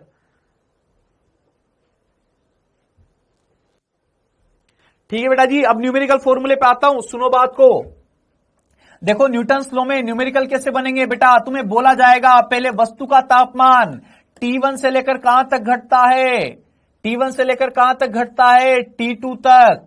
वातावरण का तापमान कितना है, T0, और यहां से यहां घटने में बेटा जो समय लगा है वो कितना लगा है, T मिनट। क्या समय लगा बेटा, T मिनट। फिर बेटा यहां से जो रिलेशन लिखा जाएगा वो क्या लिखा जाएगा, क्या बोला है न्यूटन ने कि जो माइनस dt/dt होता है, माइनस dt/dt होता है वो k multiplied by t minus T0 होता है। ये बताइए क्या रेट ऑफ कूलिंग बेटा न्यूटन ने, ये बताइए क्या रेट ऑफ कूलिंग न्यूटन ने बेटा, देखो ये रेट ऑफ कूलिंग बताइए क्या बेटा, ये बताई थी क्या न्यूटन ने। लेकिन बेटा न्यूटन ने बोला कि अगर तुम्हें न्यूमेरिकल सोल्व करना है इससे, तो इसको बेटा एवरेज फॉर्म में लिख दीजिए। इसको किस में लिख दीजिए बेटा, एवरेज फॉर्म में। किसमें, एवरेज फॉर्म में। अगर बेटा इसको मैं एवरेज फॉर्म में लिख दूं, एवरेज फॉर्म में लिख दूं, तो बेटा देखो ये तो तापांतरी है क्या, ये तापांतरी है क्या, फाइनल माइनस इनिशियल है क्या, फाइनल माइनस इनिशियल, माइनस से मल्टीप्लाई करोगे तो इनिशियल माइनस फाइनल हो जाएगा। क्या आएगा बेटा ऊपर, T1 माइनस T2। क्या आएगा बेटा, T1 माइनस T2। नीचे क्या आ जाएगा बेटा, टी टाइम आ जाएगा। इक्वल टू कांस्टेंट की जगह क्या रहेगा बेटा, कांस्टेंट। अब बेटा यहां पर वस्तु का तापमान, वस्तु का कोई पर्टिकुलर तापमान नहीं है, वस्तु का तापमान T1 से T2 तक बदल रहा है। और वस्तु का तापमान अगर नियत नहीं है तो बेटा कौन सा तापमान लिखूंगा, औसत तापमान। क्या लिखूंगा बेटा, औसत तापमान। तो वस्तु का औसत तापमान क्या, T1 plus T2 divided by 2, minus क्या आ जाएगा बेटा, T0। बेटा इस फॉर्मूले से क्वेश्चन सोल्व करने रहेंगे, इस फॉर्मूले से क्वेश्चन सोल्व करने रहेंगे बेटा, अपन को इस फॉर्मूले से क्वेश्चन सोल्व करने रहेंगे। और बेटा हर क्वेश्चन में, न्यूटन के हर क्वेश्चन में फॉर्मूला कितनी बार लगेगा, 2 बार। कितनी बार लगेगा बेटा फॉर्मूला, 2 बार। न्यूटन के question, Newton law of cooling का जो क्वेश्चन है उसका पैटर्न फिक्स है बेटा, उसका पैटर्न फिक्स है। एक साथ 2 टेम्परेचर फॉल गिवन होंगे, एक साथ 2 तापांतर तुम्हें गिवन होंगे। पहले चाय के कप का तापमान 90 से 80 गिरता है, फिर 80 से 70 गिरता है, ऐसे। पहले चाय का तापमान, पानी, गर्म पानी, 100 डिग्री सेंटीग्रेड का पानी, पहले उसका तापमान 100 से 80 तक गिरता है इतने मिनट में, तो फिर 80 से 60 तक गिरने में कितना समय लगेगा। इस टाइप के क्वेश्चन रहेंगे। एक साथ 2 टेम्परेचर फॉल गिवन होंगे बेटा, एक साथ 2 टेम्परेचर फॉल। सेम क्वेश्चन में, एक ही क्वेश्चन में सेम फॉर्मूला कितनी बार लगेगा, 2 बार लगेगा। कितनी बार लगेगा बेटा, 2 बार। याद रहेगी मेरी बात, क्वेश्चन पहचानने में तो आ जाएगा इसका। एक साथ 2 तापांतर गिवन होंगे बेटा, एक साथ 2 तापांतर गिवन होंगे।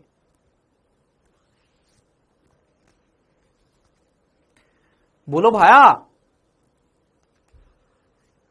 तो लिखिएगा बेटा जी, एक क्वेश्चन लिख लेते हैं इसका, है ना। एक क्वेश्चन लिखते हैं, पहले एक क्वेश्चन से शुरुआत करते हैं।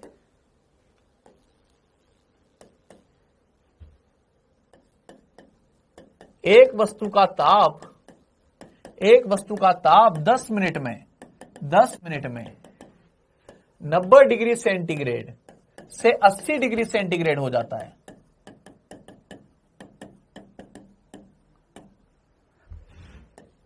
यदि वातावरण का ताप, यदि वाता का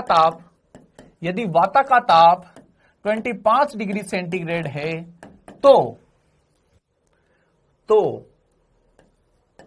वस्तु का ताप 80 डिग्री सेंटीग्रेड से 70 डिग्री सेंटीग्रेड होने में लगा समय बताइए। बेटा जी इस क्वेश्चन को तुम करोगे कि एक क्वेश्चन में सोल्व करके बताऊं?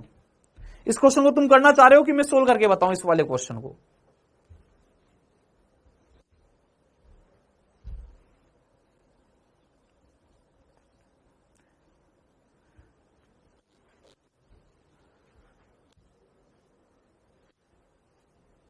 अरे तुम बोलते नहीं हो, मैं सोल्व कर दूं मतलब।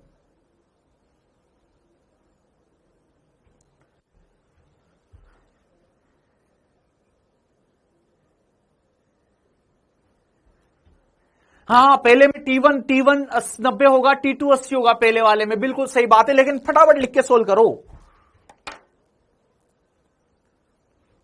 1 मिनट का समय देता हूं तुम्हें, 1 मिनट से ज्यादा समय नहीं दूंगा।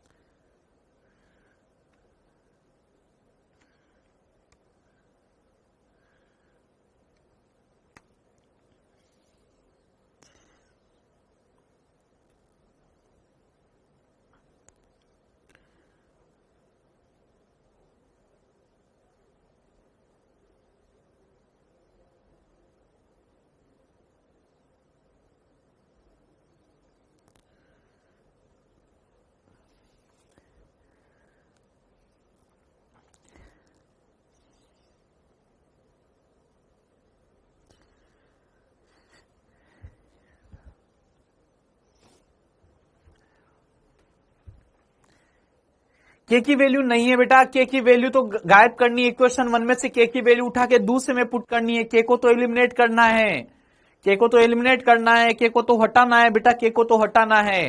तभी तो एक ही क्वेश्चन में दो दो बार गिवन होता है, एक ही क्वेश्चन में दो दो टेम्परेचर फॉल गिवन होते हैं, ताकि पहले वाले की समीकरण से तुम के को उठा के कहां पे रख दो, दूसरे वाले समीकरण में लिख दो।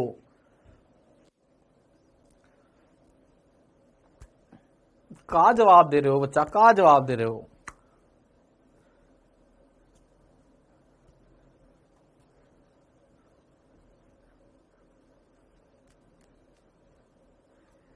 क्या जवाब दे रहे हो तुम, क्या जवाब दे रहे हो?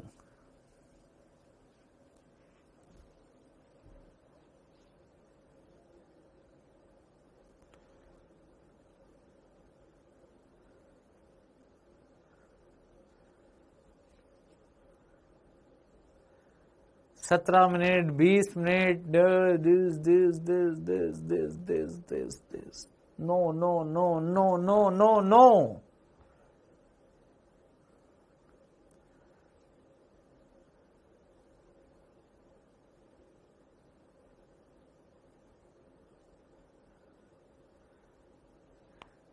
अच्छा चलो बेटा मैं सोल्व करता हूं इसको, है ना, सुनना तुम मेरी बात को, है ना।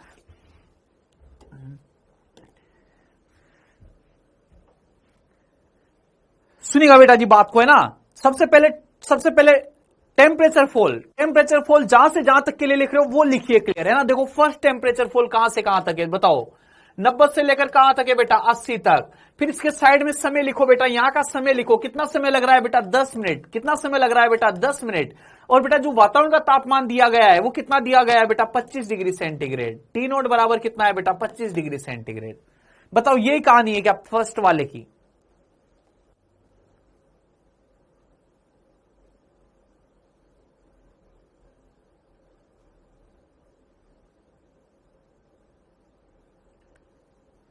ओम प्रकाश, ओम प्रकाश सही जवाब, ओम प्रकाश दोबारा मत लिखना लेकिन जवाब, है ना, सही है तुम्हारा जवाब।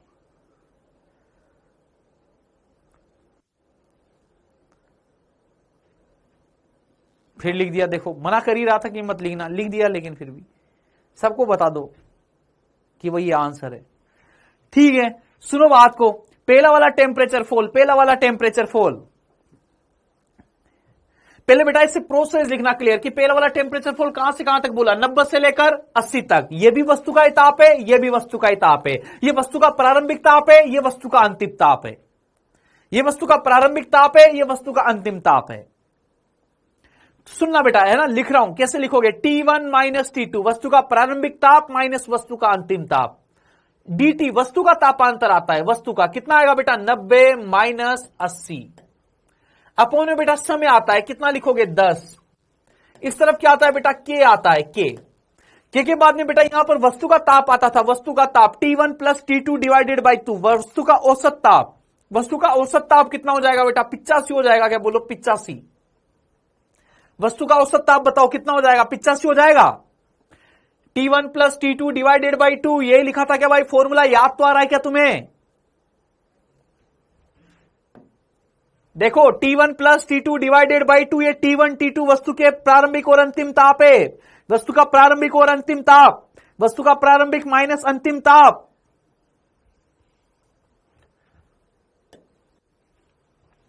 इधर ये एवरेज तापमान 85 माइनस बेटा क्या लिखोगे 25, ऐसे लिख दोगे क्या बेटा, इसको ऐसे लिख दोगे क्या? यहां पर बेटा 10 बचेगा क्या, इस 10 से 10 को निपटा दो, क्या बोलो? तो यहां से कितना आएगा बेटा, k multiplied by 60 equal to इधर कितना रह जाएगा 1, यहां से k इज इक्वल टू कितना आ जाएगा बेटा 1/60, और ये 1/60 बेटा किस में लिखोगे, इक्वेशन नंबर 2 में लिख देंगे। अब बेटा दूसरे वाले के लिए बताइए, दूसरा वाला कहां से कहां तक है, दूसरा वाला कहां से कहां तक है, दूसरा वाला टेम्परेचर फॉल बताइए मुझे, दूसरा वाला टेम्परेचर फॉल 80 से कहां तक है बेटा, 70 तक है क्या सेकंड टेम्परेचर फॉल, तो सेकंड वाला लिख रहा हूं बेटा, कहां से लेकर कहां तक है, 80 से लेकर बेटा 70 तक। बेटा इसका टाइम ही तो मुझे पता करना है, ये वाला टाइम ही तो मेरे लिए अननोन है, और बेटा वातावरण का तापमान में कोई परिवर्तन नहीं होगा, वातावरण तो जितना है बेटा उतना ही रहेगा, सर्दी के दिन है 25 से तो 25 ही रहेगा, नॉर्मल दिन है 25 से तो 25 ही रहेगा। अब इसके लिए फिर से लिख रहा हूं बेटा T1 minus T2 divided by 2, 80 minus 70, लेकिन बेटा आपकी बार ये टाइम अननोन है, ये वाला टाइम अननोन है बेटा, ये T2 अननोन है, मुझे पता करना है, इज इक्वल टू बेटा दूसरी तरफ क्या आएगा, दूसरी तरफ क्या आएगा बेटा, के लिख दूंगा क्या, के यहां पर बेटा इन दोनों का एवरेज, इन दोनों का एवरेज कितना रहेगा, वस्तु का औसत ताप कितना है, 80 से 70 तक गया वस्तु का तापमान, तो वस्तु का औसत तापमान कितना रहा बेटा इस वाले टेम्परेचर फॉल में, 75 रहेगा क्या वस्तु का औसत तापमान, 75, तो बेटा यहां पे क्या लिख दोगे 75, माइनस क्या लिख दोगे बेटा वातावरण का ताप 25। बेटा ये वाली जो टर्म लिख रहा हूं इधर के बाद वाली टर्म, ये समझ में तो आ रही है सभी को, जो वस्तु का टेम्परेचर फॉल हो रहा है बेटा उसका औसत ताप, उसका मध्य वाला ताप लिखना है, 80 से 70 तक गिरा तो क्या लिखोगे बेटा 75 लिखोगे, 80 प्लस 70 डिवाइडेड बाई 2। अच्छा तुम बोलते नहीं हो, ठीक है, इधर क्या लिख देता हूं 10 अपोन क्या लिख देता हूं बेटा T2, ये कहां से लिख दूं बेटा, समीकरण 1 से लिख दूं क्या इसका मान, समीकरण 1 से, समीकरण 1 से इसका मान कितना आया था बेटा 1/60 आया था क्या, इधर वाला कितना बचेगा बेटा 50 बचेगा क्या, और बेटा ये 50 बच गया, ठीक है। इसको निपटा देता हूं बेटा, 0 से 0 को निपटा देता हूं, 5 से इसको निपटा देता हूं बेटा, 60/5, T2 बराबर कितना आ जाएगा बेटा 60/5, 60/5 का मतलब क्या रहेगा बेटा 12 मिनट रहेगा क्या, 12 मिनट। अच्छा बेटा यहां पर समय को मिनट में लिखा जाए या सेकंड में लिखा जाए ऐसा कुछ भी फिक्स नहीं है, यहां पर समय को मिनट में लिखा जाए या सेकंड में लिखा जाए ऐसा कुछ भी फिक्स नहीं है।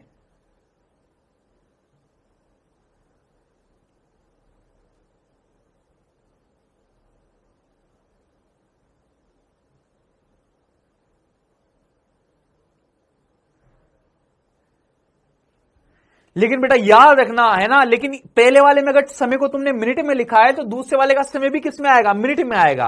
अगर इस पहले वाले में तुम समय को सेकंड में लिखते तो यहां वाला समय भी किस में आता, सेकंड में आता। समझ रहे हो बात को? हाँ मेरी शादी हो गई है।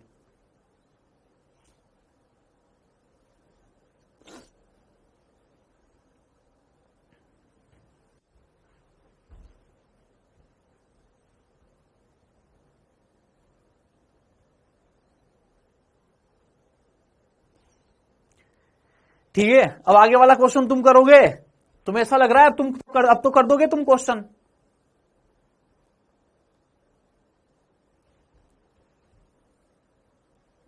अच्छा बेटा एक बात और सुनो, मेरी एक बात और सुनो बेटा, एक क्वेश्चन जो मैं और तुम्हें क्लियर करवाना चाहता हूं यहां से, है ना, एक बात और सुनना मेरी। देखो बेटा यहां भी तापांतर 10 ही घटा था क्या, 90 से 80, मतलब 10 ही घटा था क्या, 10 डिग्री सेंटीग्रेड।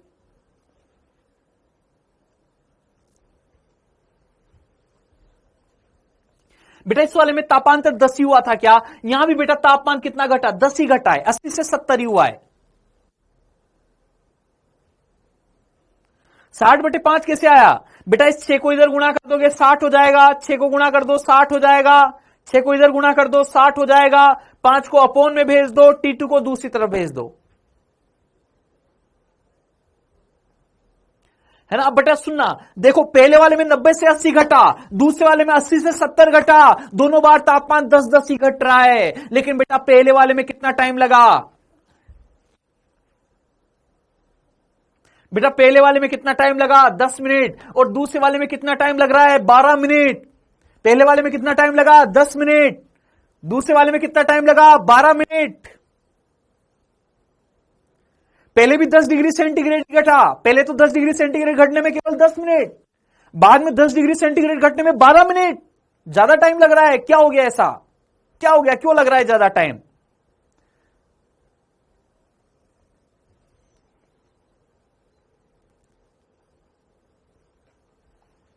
क्या हो गया ऐसा? क्या हो गया ऐसा कि पहले तो 10 ही मिनट लग रहे हैं, बाद में कितने लग रहे हैं? 12 मिनट। सुनना बेटा मेरी बात को, बता रहा हूं एक कंसेप्ट तुम्हें। बेटा अगर तापांतर सेम हो, बेटा एक बार 90 से कितना घट रहा हो? बेटा 80 घट रहा हो। एक बार 80 से कितना घट रहा हो? बेटा 70 घट रहा हो। एक बार 70 से कितना घट रहा हो? बेटा अरे एक बार 70 से कितना हो रहा हो? बेटा 60 हो रहा हो। एक बार 50 से कितना हो रहा हो? बेटा 40 हो रहा हो। बेटा ये वाला टाइम अगर मैं T1 लिख दूं, ये वाला टाइम T2 लिख दूं, ये वाला टाइम T3 लिख दूं, ये वाला टाइम T4 लिख दूं, तो फिक्स से बेटा T1 वाला टाइम सबसे कम रहेगा, T2 वाला ज्यादा रहेगा, T3 वाला और ज्यादा रहेगा, T4 वाला और ज्यादा रहेगा।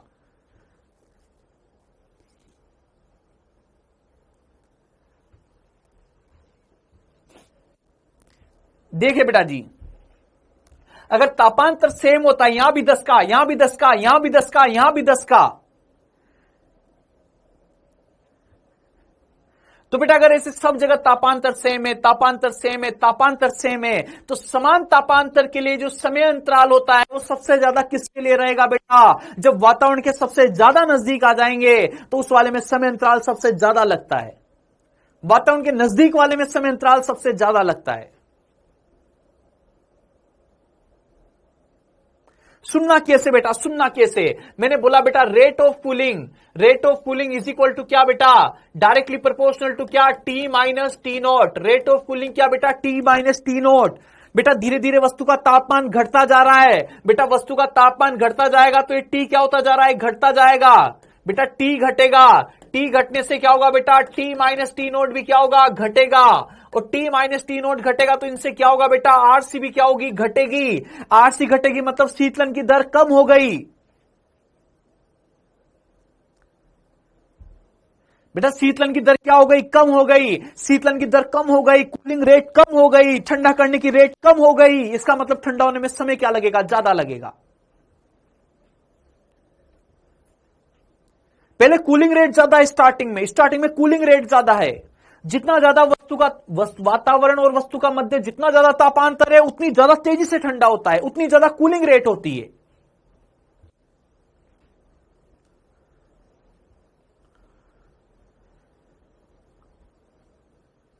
तो स्टार्टिंग में तेजी से घटता है तापमान, लेकिन जैसे वातावरण के पास आने लगते हैं तो तापमान घटने की रेट कम हो जाती है, रेट ऑफ कूलिंग कम हो जाती है, तो स्लो स्लो स्लो स्लो घटता है, फिर टाइम ज्यादा लगता है। बेटा वातावरण के पास आने लगेंगे तो टाइम क्या लगेगा? ज्यादा लगेगा।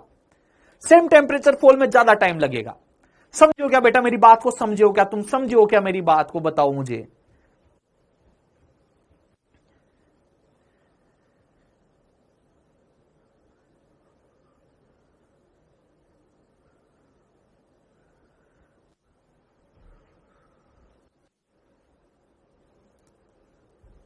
लेकिन ये कंसेप्ट तभी लगाना है बेटा जब टेम्परेचर फॉल सेम हो। ऐसा नहीं कि यहां तो 90 से 80, यहां 80 से 60 तब भी लगा रहे हो। नहीं, टेम्परेचर फॉल सेम होना चाहिए। यहां 10 का है तो यहां भी 10 का, यहां भी 10 का, यहां भी 10 का, सब जगह 10-10 का टेम्परेचर फॉल।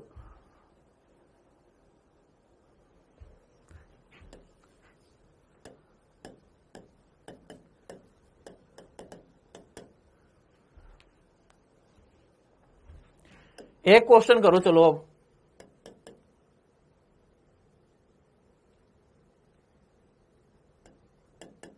यदि 7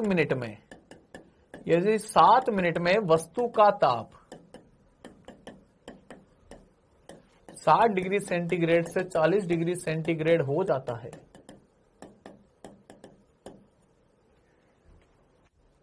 वह वातावरण का ताप, वह वाता का ताप 10 डिग्री सेंटीग्रेड है, तो अगले 7 मिनट बाद वस्तु का ताप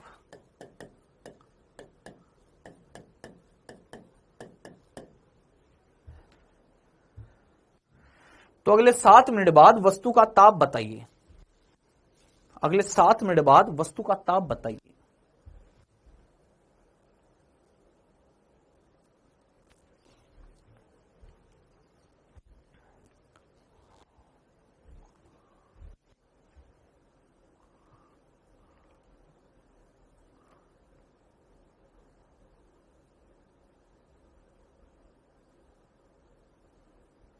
सेम क्यों रहेगा भाई? ठंडी होती जा रही है वस्तु, वातावरण का ताप 10 से तो धीरे धीरे वातावरण की तरफ आएगा ताप। पहले 7 मिनट में 60 से घटते घटते कितना रह गया? 40। तो अब 40 से घटते घटते कितना रह जाएगा अगले 7 मिनट में?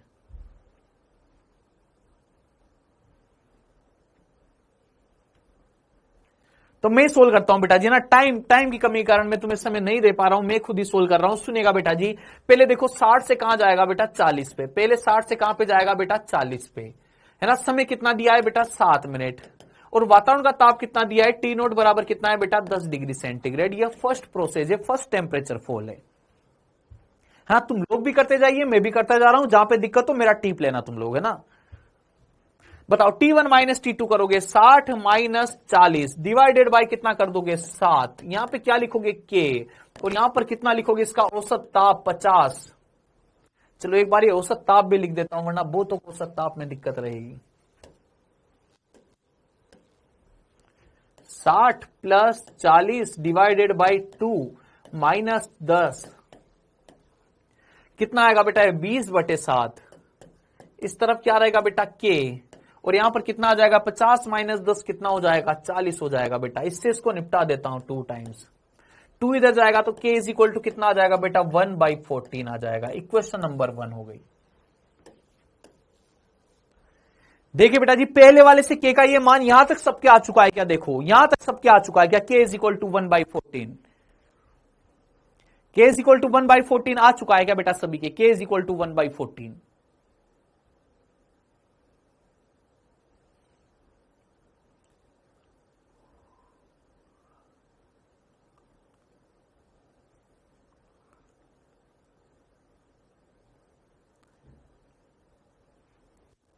अब बेटा नेक्स्ट वाला प्रोसेस बताओ, नेक्स्ट वाला प्रोसेस कहां से कहां तक लिखोगे ये मुझे बता दो। नेक्स्ट वाले प्रोसेस का टेम्परेचर फॉल कहां से कहां तक लिखोगे? जैसे इसमें 60 से 40 लिखा है, वैसे नेक्स्ट वाले का कहां से कहां तक लिखोगे? ये वाला जवाब तुम्हें देना है इस क्वेश्चन में, ये वाला जवाब देना है तुम्हें।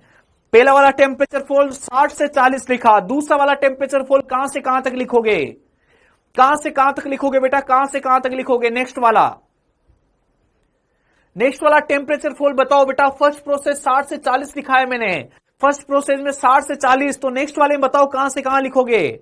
अब 40 से 20 नहीं लिखना बेटा, 40 से 20 नहीं लिखना। बस इतना याद रखना है कि पहले 7 मिनट में 40 हो गया था, तो अगले 7 मिनट में जो घटना स्टार्ट करेगा वो 40 से घटना स्टार्ट करेगा, 40 से। लेकिन कहां तक घटेगा यही तो मुझे पता करना है बेटा, यही तो मुझे पता करना है। कहां तक घटेगा यही तो मुझे पता करना है। और बेटा समय तो मुझे दिया हुआ है, अगले 7 मिनट है।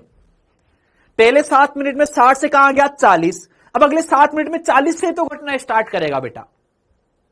तो 40 से घटते घटते T2 मान लिया अपन ने तो। और समय कितने समय बाद बताना है? 7 मिनट बाद बताना है। और वातावरण के ताप में कोई परिवर्तन नहीं होगा, तो T नोट बराबर कितना रहेगा बेटा? 10 डिग्री सेंटीग्रेड। बेटा मैं तुम्हें यह बात बोलना चाह रहा हूं कि ऐसे क्वेश्चनों में ध्यान रखना, ऐसे क्वेश्चन में 40 माइनस 10 नहीं भाई, 40 माइनस 10 क्यों कर रहे हो? 10 कहां है? 10 कहां है? वस्तु का अंतिम ताप 10 थोड़ी बोला है, तुमसे पूछा है। अगले 7 मिनट बाद वस्तु का ताप कितना रह जाएगा? ये T2 कितना हो जाएगा? 40 से घटते घटते।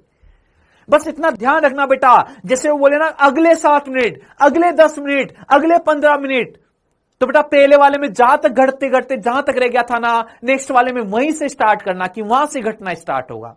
पहले वाले में घटते घटते 40 रह गया था, तो अगले 7 मिनट में जब अगले 7 मिनट का ड्यूरेशन देखूंगा तो उसमें घटना कहां से स्टार्ट करेगा? 40 से घटना स्टार्ट करेगा। मान लो 12 बजे 60 था, तो 12 बज के 7 मिनट पे कितना रह गया 40। अब 12 बज के 7 मिनट से 12 बज के 14 मिनट तक का देखना है, तो 12 बज के 7 मिनट पे कहां से स्टार्ट होगा, 40 से घटना स्टार्ट होगा। समझो क्या मेरी बात को? जस्ट अगले 7 मिनट वाला इंटरवल देख रहा हूं, तो जस्ट अगले 7 मिनट की स्टार्टिंग कहां से होगी, 40 से ही तो होगी।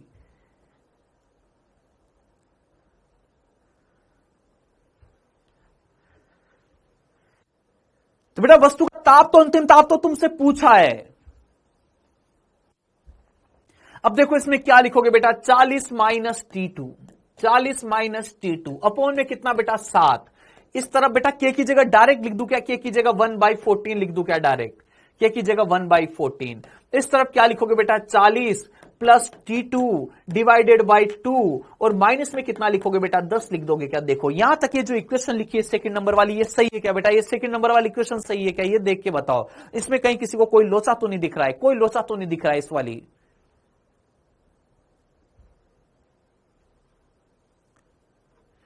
T2 बराबर 140/3, एक बार फिर से चेक करो, थोड़ी सी मिस्टेक हो रही है, 140/3 नहीं है।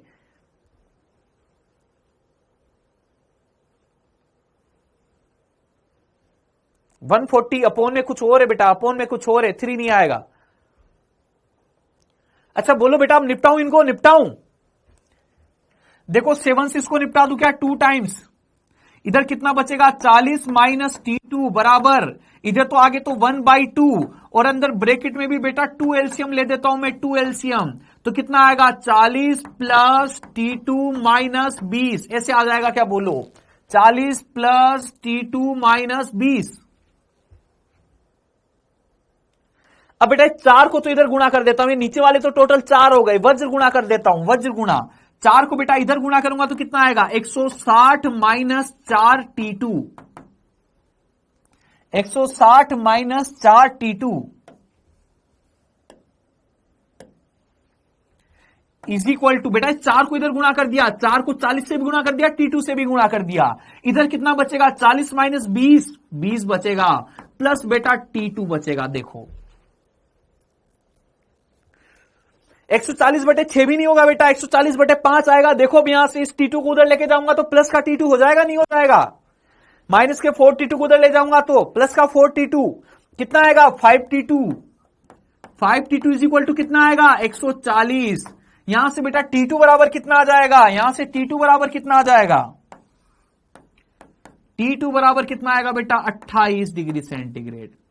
तो 40 से घटते घटते कितना रह जाएगा बेटा 28 डिग्री सेंटीग्रेड रह जाएगा, 140/5 आएगा, 28 आएगा।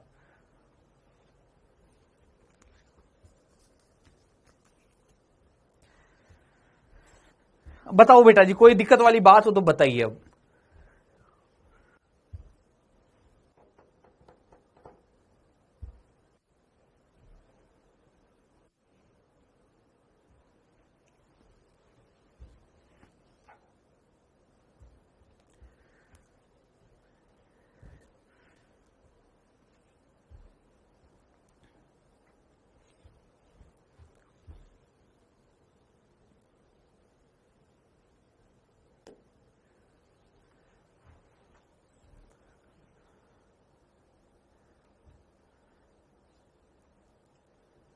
ओके बेटा जी, है ना, अब आगे की बात कर रहा हूं।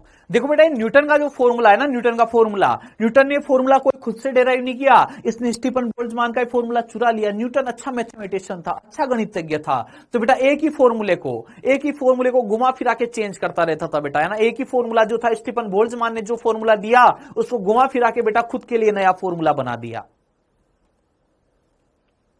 उसको घुमा फिरा के बेटा नया फॉर्मूला बना दिया। तो बेटा नया फॉर्मूला जब उसने बनाया तो देखना, जो रेट ऑफ कूलिंग थी सिग्मा dt/dt जो अपन बोलते थे बेटा, ये क्या होती थी सिग्मा ERA, क्या होती थी बेटा T की घात 4 माइनस T0 की घात 4 अपॉन में क्या होता था बेटा MS होता था। ये होता था क्या, तो बेटा जो उसने कांस्टेंट लिख रखा है, जो RC लिखता है वो constant, RC rate of cooling क्या लिखता है Newton, K multiplied by T minus T0। बेटा T माइनस T0 के अंदर ये सारा डेटा छुपा हुआ, ये सारा डेटा, और इसके अलावा भी कोई डेटा आएगा बेटा आगे, 4T0 क्यूब और आता है। ये सारा डेटा बेटा किसके अंदर छिपा हुआ है, इस वाले K के अंदर छिपा हुआ है, इस वाले K के अंदर, इस वाले K के अंदर छिपा हुआ है ये सारा डेटा। इस वाले के अंदर छिपा हुआ है बेटा ये डेटा। इसीलिए बेटा न्यूटन के जितने भी अपन ने क्वेश्चन किए हैं, न्यूटन के क्वेश्चन जितने भी अपन ने किए हैं, वहां पे बेटा वस्तु को परिवर्तित नहीं किया जाता है। दोनों टेम्परेचर फॉल में वस्तु क्या होती है बेटा, सेम होती है। पहला टेम्परेचर फॉल 90 से 80, जिस चाय का कप का 90 से 80 हो रहा है, उसी चाय के कप का 80 से 70 होगा। वस्तु को चेंज नहीं करते हैं। वस्तु को चेंज करते हैं तो बेटा ये के भी चेंज हो जाता है। ये के किस पर निर्भर कर रहा है, वस्तु पर निर्भर कर रहा है बेटा के। जो न्यूटन लॉ ऑफ कूलिंग में जो के लिखा हुआ है, ये सिग्मा ई आर ए अपॉन एम एस, ये सब इस के अंदर फिट कर दिए न्यूटन ने। ये सब के अंदर फिट कर दिए न्यूटन ने। तो के कांस्टेंट तब तक ही है बेटा जब तक वस्तु और वातावरण का ताप क्या बना रहे, सेम बना रहे बेटा। ये सारी चीजें और इसके अलावा टी नोट भी आता है, टी नोट वाली टर्म भी आती है, टी नोट वाली टर्म भी बाहर ली जाती है, तब ये टी माइनस टी नोट रह जाता है केवल।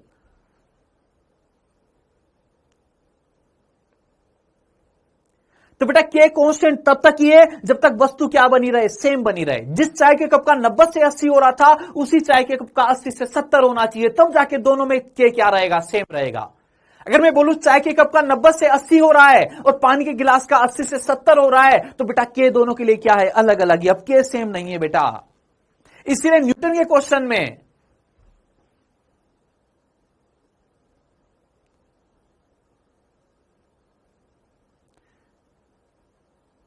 स्टीफन अंकल ने नहीं घुमाया ये फॉर्मूला, न्यूटन अंकल ने घुमाया, न्यूटन ने घुमाया। स्टीफन ने तो ये फॉर्मूला दिया, न्यूटन ने घुमा के लिख दिया कि इसको मेरा नया फॉर्मूला मानो।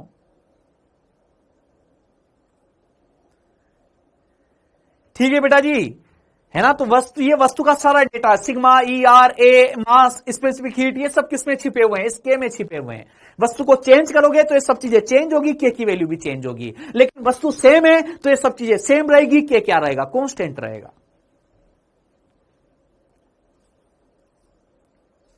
ठीक है, डन है ना। ऐसे जानकारी के लिए बता रहा हूं तुम्हें, है ना।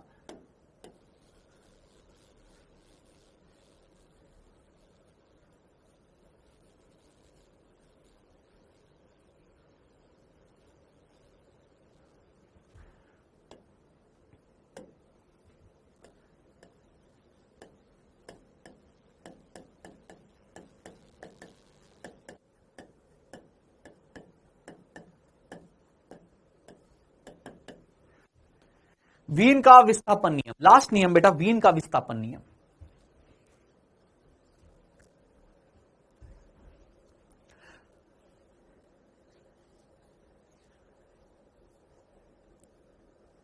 बेटा वीन का विस्थापन नियम क्या होता है, वीन का विस्थापन नियम क्या होता है, सुनना बेटा मेरी बात को। मैं तुमसे ये कह रहा हूं कि जैसे मान लीजिए कोई कृष्णिका है, आदर्श कृष्णिका है, आइडियल ब्लैक बॉडी। ये क्या है बेटा, आइडियल ब्लैक बॉडी है।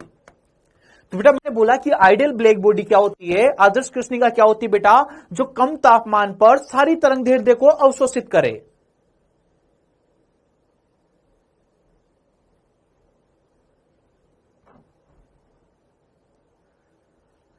तो बेटा मैं बोल रहा हूं तुमसे कि बेटा अगर ये आदर्श कृष्णिका है, आदर्श कृष्णिका है, तो बेटा इसमें 0 से लेकर अनंत तक की सारी तरंग दैर्ध्य,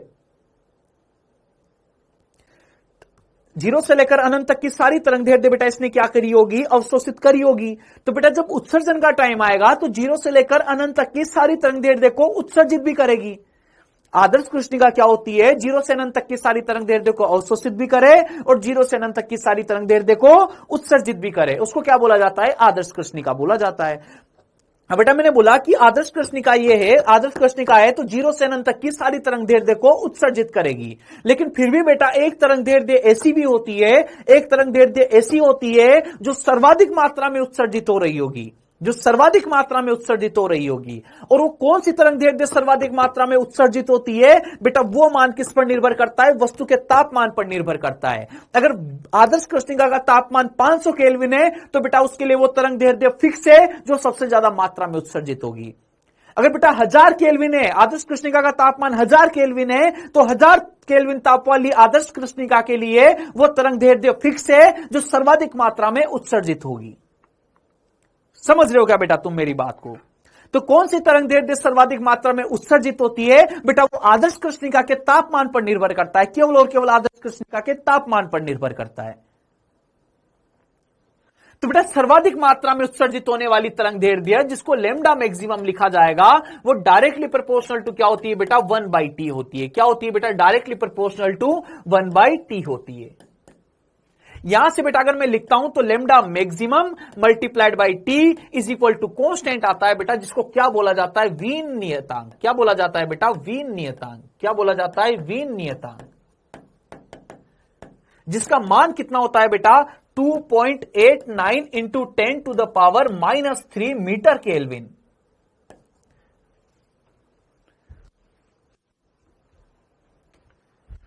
2.89 इंटू 10⁻³ मीटर केल्विन। बेटा मैं तुमसे बोल रहा हूं, सुनना मेरी बात को, फिर से सुनना, फिर से सुनना। अगर बेटा मैं तुमसे बोल रहा हूं कि इसका तापमान 500 केल्विन है तो ये कौन सी तरंग दैर्ध्य सर्वाधिक मात्रा में उत्सर्जित करेगा? उत्सर्जित तो सारी करेगा, 0 वाली भी करेगा, 1 एंगस्ट्रॉन वाली भी करेगा, 5 एंगस्ट्रॉन वाली करेगा, 10 एंगस्ट्रॉन वाली करेगा, 1000 एंगस्ट्रॉन वाली करेगा, 200। बेटा रिपीट ही कर रहा हूं, सुनो बात को, लेकिन सुनो। मैं बोल रहा हूं बेटा अगर ये आदर्श कृष्णिका है तो आदर्श कृष्णिका है तो 0 से अनंत तक की सारी तरंग दैर्ध्य उत्सर्जित करेगा। 0 भी करेगा, 1 एंगस्ट्रॉन भी करेगा, 2 एंगस्ट्रॉन भी करेगा, 5 एंगस्ट्रॉन भी करेगा, 10 एंगस्ट्रॉन भी निकल रही होगी, 1000 एंगस्ट्रॉन भी निकलेगी, 2000 भी निकलेगी, 2 लाख भी निकलेगी, 4 लाख भी निकलेगी, 2 करोड़ भी निकलेगी, 2 अरब भी निकलेगी, अनंत भी निकलेगी। सारी तरंग दैर्ध्य की विकिरणें निकलेगी इसमें से। लेकिन बेटा कोई तरंग दैर्ध्य, कोई पर्टिकुलर तरंग दैर्ध्य सबसे ज्यादा मात्रा में बाहर आ रही होगी, कोई विशेष तरंग दैर्ध्य सर्वाधिक मात्रा में बाहर आ रही होगी।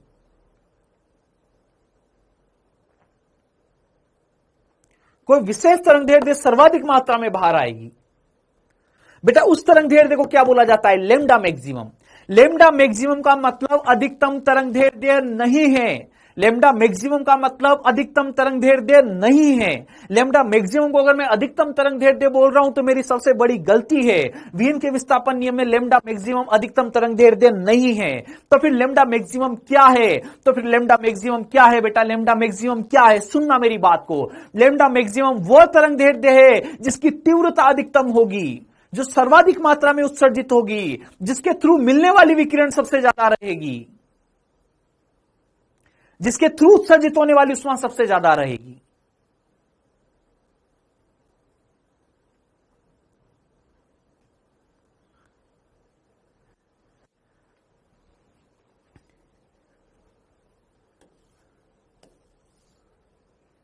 तो बेटा lambda maximum multiplied by t is equal to क्या हो जाएगा? बी हो जाएगा। और बेटा जो क्वेश्चन बनते हैं, क्वेश्चन इस फॉर्मूले पे भी बनते हैं, देखना बेटा। Lambda m1 t1 is equal to lambda m2 t2, है ना बेटा। इस फॉर्मूले पे भी क्वेश्चन बनते हैं। बीन कांस्टेंट, ये तो बेटा नियत है, ये नियत है तो मतलब 1 1 इज इक्वल टू 2 2 होगा। लैम्डा m2 t2 बेटा यही विस्थापन नियम है।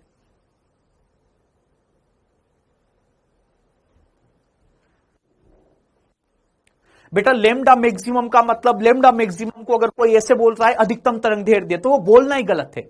लैम्डा मैक्सिमम को अगर कोई ऐसे बोलता है अधिकतम तरंग दैर्ध्य तो ये बोलना ही गलत है बेटा, ये बोलना ही गलत है। इस लैम्डा मैक्सिमम को अधिकतम तरंग दैर्ध्य बोला ही नहीं जाता है। यहां पर लैम्डा मैक्सिमम को रीड कैसे किया जाता है? कैसे रीड किया जाता है? अधिकतम तीव्रता के संगत तरंग दैर्ध्य, अधिकतम तीव्रता के संगत तरंग दैर्ध्य, अधिकतम विकिरण उत्सर्जन के संगत तरंग दैर्ध्य, अधिकतम विकिरण उत्सर्जन के संगत तरंग दैर्ध्य, अधिकतम तीव्रता वाली तरंग दैर्ध्य। ये बी का मान लिख दिया बेटा, मीटर केल्विन है, metre kelvin, metre kelvin, metre गुणा केल्विन, मीटर गुणा केल्विन।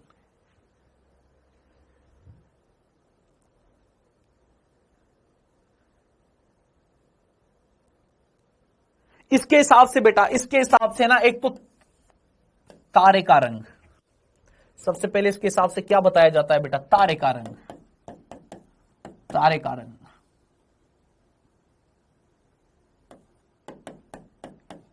तारे का रंग व ताप। बेटा इधर लिख रहा हूं मैं विबग्योर। तो बेटा इधर जाने पर, इधर की तरफ जाने पर बेटा लैम्डा क्या होता है? बढ़ता है। लैम्डा मैक्सिमम क्या हो रहा होगा बेटा? बढ़ रहा होगा। तो बेटा इधर जाने पर तापमान क्या हो रहा होगा? घट रहा होगा। ऐसे बेटा अगर मैं विबग्योर लिखूं, विबग्योर इधर है बेटा, इस तरफ जाने पर लेमडा मैक्सिमम, लेमडा क्या होगा बेटा, घटेगा। लेमडा घटेगा तो बेटा तापमान क्या होगा, बढ़ेगा। इसका मतलब मैं ऐसा बोल सकता हूं बेटा, ऐसा बोल सकता हूं, देखना बेटा, सुनना मेरी बात को। जैसे तारे का रंग, तारा बेटा मुझे किस वजह से दिखाई देता है, केवल और केवल रेडिएशन की वजह से। सूर्य मुझे कैसे दिखता है, केवल और केवल विकिरण की वजह से, टॉर्च नहीं डालनी पड़ती मुझे, केवल और केवल विकिरण की वजह से दिखाई देता है। अब बेटा केवल और केवल विकिरण की वजह से दिखाई देता है, तो विकिरण की वजह से जो भी चीजें मुझे दिखाई देती है बेटा, तो उनका कलर लेमडा मैक्सिमम के अकॉर्डिंग दिखता है, लेमडा मैक्सिमम के अकॉर्डिंग। अब बेटा अगर उनका लेमडा मैक्सिमम विजिबल रेंज में आ रहा है, विजिबल रेंज में आ रहा है, तो बेटा कलर भी उसी लेमडा मैक्सिमम के अनुसार दिखेगा। बेटा मैंने बोला वस्तु का तापमान बढ़ाओगे तो लेमडा मैक्सिमम क्या होता जाएगा, घटता जाएगा, घटता जाएगा, घटता जाएगा। तो बेटा अगर कोई चीज पहले रेड कलर की दिख रही है, तुम बेटा अगर उसका तापमान क्या करते जाओगे, बढ़ाते जाओगे, बढ़ाते जाओगे, तापमान बढ़ाते जाओगे, तो बेटा लेमडा मैक्सिमम किधर शिफ्ट होगा, कम की तरफ शिफ्ट होगा। रेड से वो धीरे धीरे क्या हो जाएगा, ऑरेंज, ऑरेंज से धीरे धीरे क्या हो जाएगा, येलो, येलो से धीरे धीरे क्या हो जाएगा, ब्लू, ब्लू से धीरे धीरे क्या हो जाएगा, बैंगनी। तो जो बैंगनी कलर का तारा रहेगा बेटा, उसका तापमान सबसे ज्यादा रहेगा।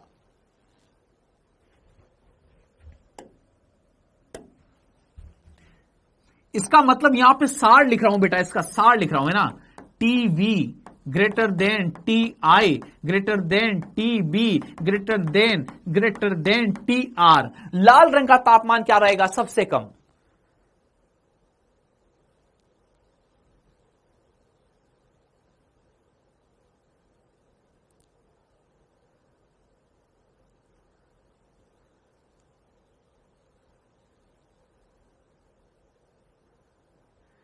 लाल रंग का तापमान क्या रहेगा बेटा, सबसे कम। और बेटा नीट में 2-3 बार क्वेश्चन पूछा गया है, नीट में 2-3 बार क्वेश्चन पूछ दिया इस तारे के रंग का।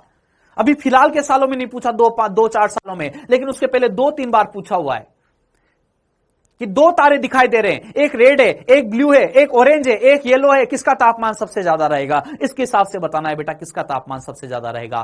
तुमने खुद ने गैस में देखा होगा बेटा, गैस की लो जब जलती है तो गैस की लो को देखने के लिए बेटा लाइट की जरूरत नहीं है, गैस की लो बेटा ऑटोमेटिक अंधेरे कमरे में भी दिखती है, वो विकिरण की वजह से दिखती है बेटा। तो जो भी चीजें विकिरण की वजह से दिख रही है, केवल और केवल विकिरण की वजह से, जिनको देखने के लिए लाइट की जरूरत नहीं है बेटा, उनमें उनका कलर जो होता है, उनका कलर जो होता है वो उनके ताप का सूचक होता है। उनका जो कलर होता है, उनका जो रंग होता है, उनके ताप का सूचक होता है। रेड कलर की लो जल रही है, इसका मतलब गैस खत्म होने वाला है। ब्लू कलर की लो जल रही है, इसका मतलब गैस का ताप, इस लो का तापमान ज्यादा है, गैस की टंकी भरी हुई है अभी।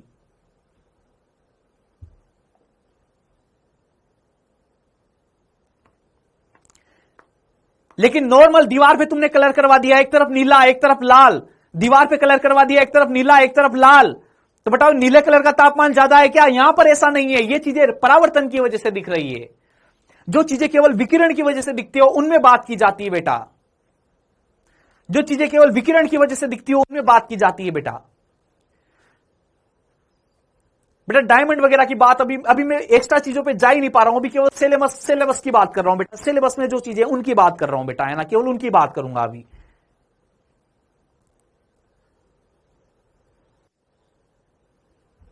तो बेटा याद रखना, तारे का रंग या फिर गैस की लो, इन सब में इनका रंग किसका सूचक होता है बेटा, इनका रंग इनमें जो रंग होता है वो किसका सूचक होता है, ताप का सूचक होता है।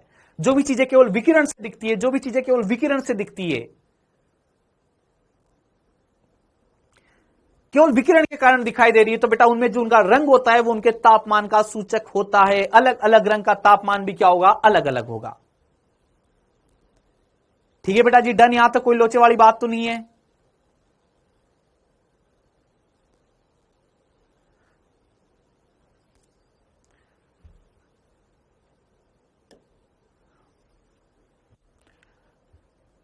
अब बेटा इसका ग्राफ बना रहा हूं, है ना, ब्लैक बॉडी के जो रेडिएशन होते हैं, ब्लैक बॉडी के रेडिएशन का ग्राफ बना रहा हूं बेटा, है ना। सुनना मेरी बात को, फिक्स तुम्हें छोड़ दूंगा मैं, फिक्स 11:15 तुम्हें छोड़ दूंगा बेटा, है ना। इस तरफ तो क्या होता है बेटा, ई लेमडा, इस तरफ क्या होता है बेटा, लेमडा। जो ग्राफ बनता है बेटा, इस टाइप का ग्राफ बनता है बेटा, इस टाइप का ग्राफ बनता है बेटा। इस ग्राफ में इसी को क्या बोला जाता है बेटा, लेमडा मैक्सिमम बोला जाता है। इसको क्या बोला जाता है बेटा, ई लेमडा मैक्सिमम।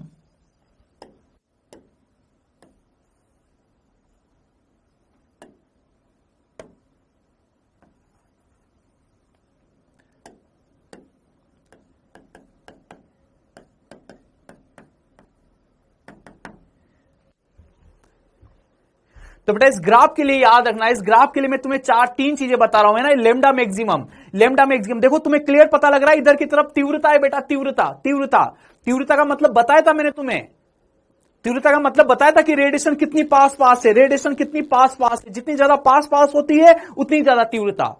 एकांक क्षेत्रफल में जितनी विकिरणों की संख्या उतनी ज्यादा तीव्रता। ये तीव्रता है बेटा, तीव्रता।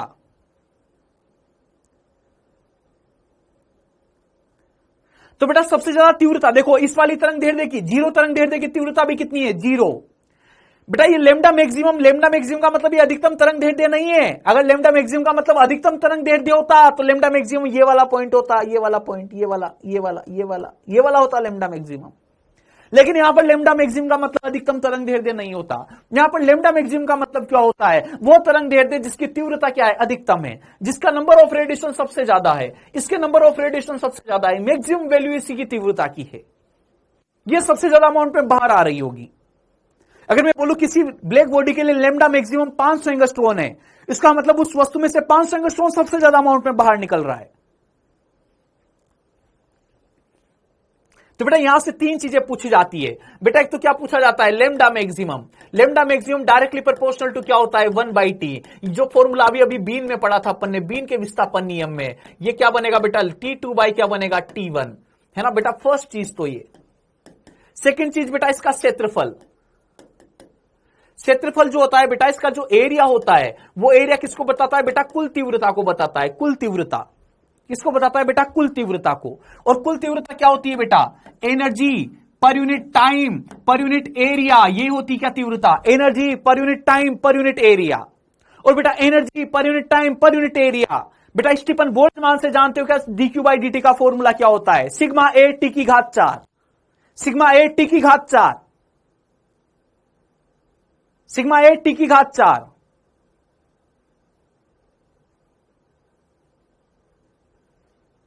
अब एरिया को भी अपॉन में ले आओगे तो ये क्या बचेगा बेटा, सिग्मा टी की घात 4 बचेगा, क्या, सिग्मा टी की घात 4।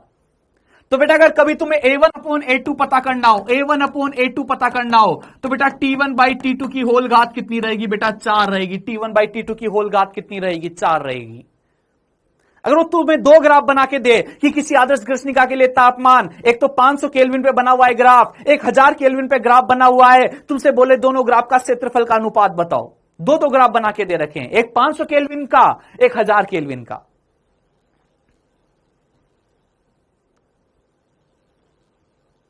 तो दो ग्राफ बना के देगा तो बेटा वो लेमडा मैक्सिमम का अनुपात पूछ सकता है, वो क्षेत्रफल का अनुपात पूछ सकता है, और बेटा वो इस पीक पॉइंट की ऊंचाई, इस पीक पॉइंट की हाइट, इस ग्राफ की हाइट, इस ग्राफ की हाइट मतलब ई लेमडा मैक्सिमम पूछ सकता है। तो बेटा थर्ड जो चीज होती है ई लेमडा मैक्सिमम, वो डायरेक्टली प्रोपोर्शनल टू क्या होती है, T⁵ होती है। बेटा याद रखना इन बातों को, याद रखना इन बातों को।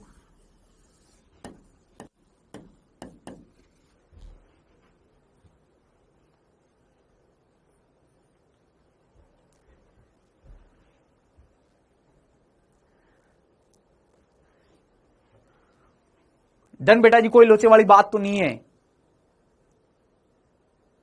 एक दो क्वेश्चन कर लेते हैं, एक दो क्वेश्चन है ना।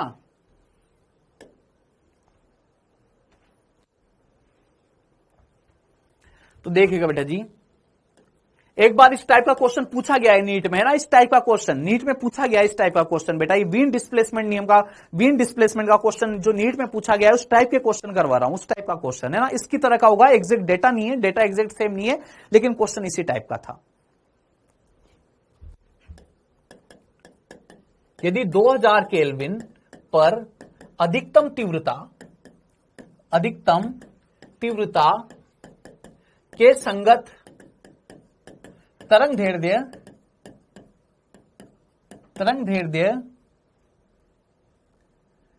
3000 एंगस्ट्रॉन है,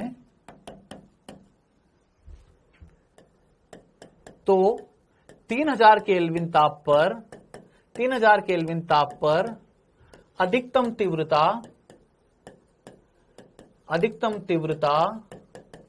के संगत तरंग दैर्ध्य।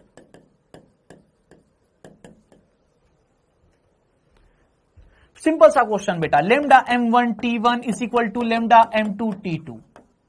या फिर लेमडा m1 upon lambda m2 is equal to T2 by T1, lambda m inversely proportional to T। Simple सा फंडा है क्या? देखो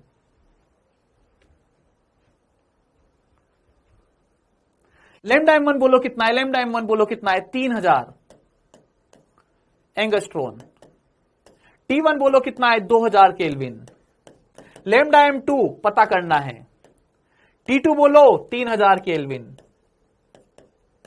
लेमडा m2 कितना आ जाएगा बेटा 2000 एंगस्ट्रॉन आ जाएगा। कितना आ जाएगा बेटा 2000 एंगस्ट्रॉन।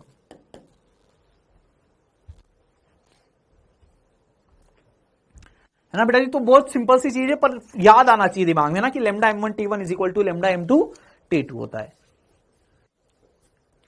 ठीक है, डन। एक और क्वेश्चन करना।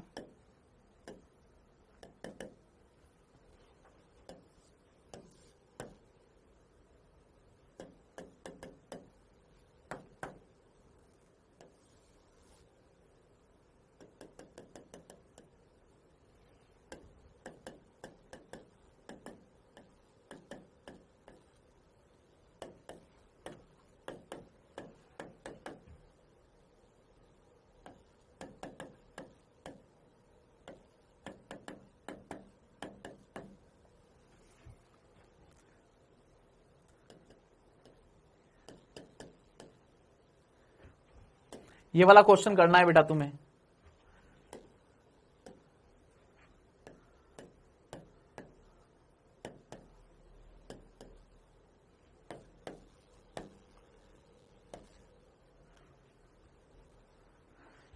ये वाला क्वेश्चन कीजिए बेटा जी, ये वाला क्वेश्चन कीजिए।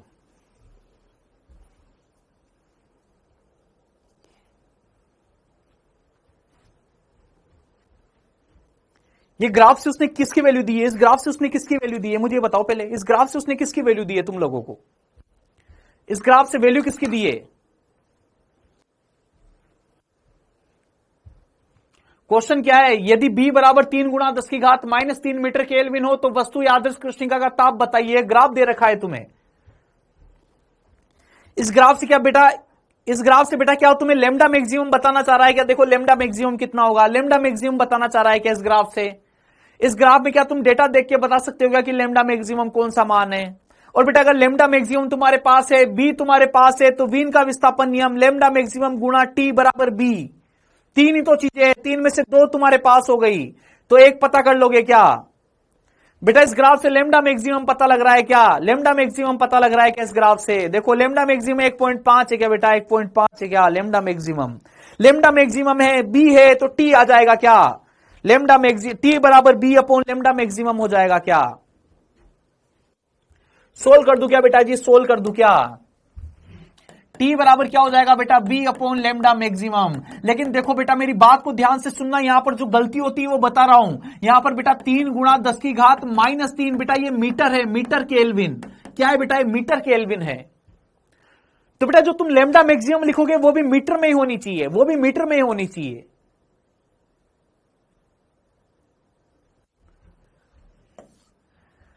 तो बेटा देखिए 1.5 गुणा क्या लिखोगे? 10 की घात -6। यहां से बेटा कितना आ जाएगा? 2 गुणा 10 की घात +3 केल्विन। इसका मतलब बेटा 2000 केल्विन आएगा, 2000 केल्विन।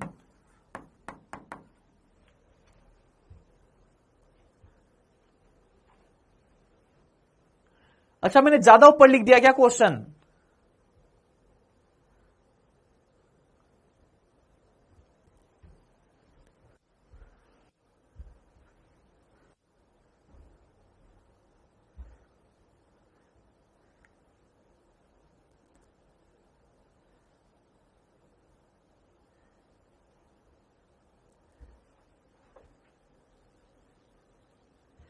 एक क्वेश्चन और करोगे प्रैक्टिस के लिए या फिर खत्म कर दें, रहने दें?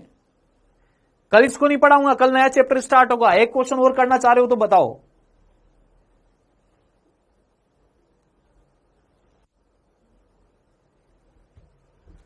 या दो करना चाह रहे हो? दो करना चाह रहे हो तो भी बता दो।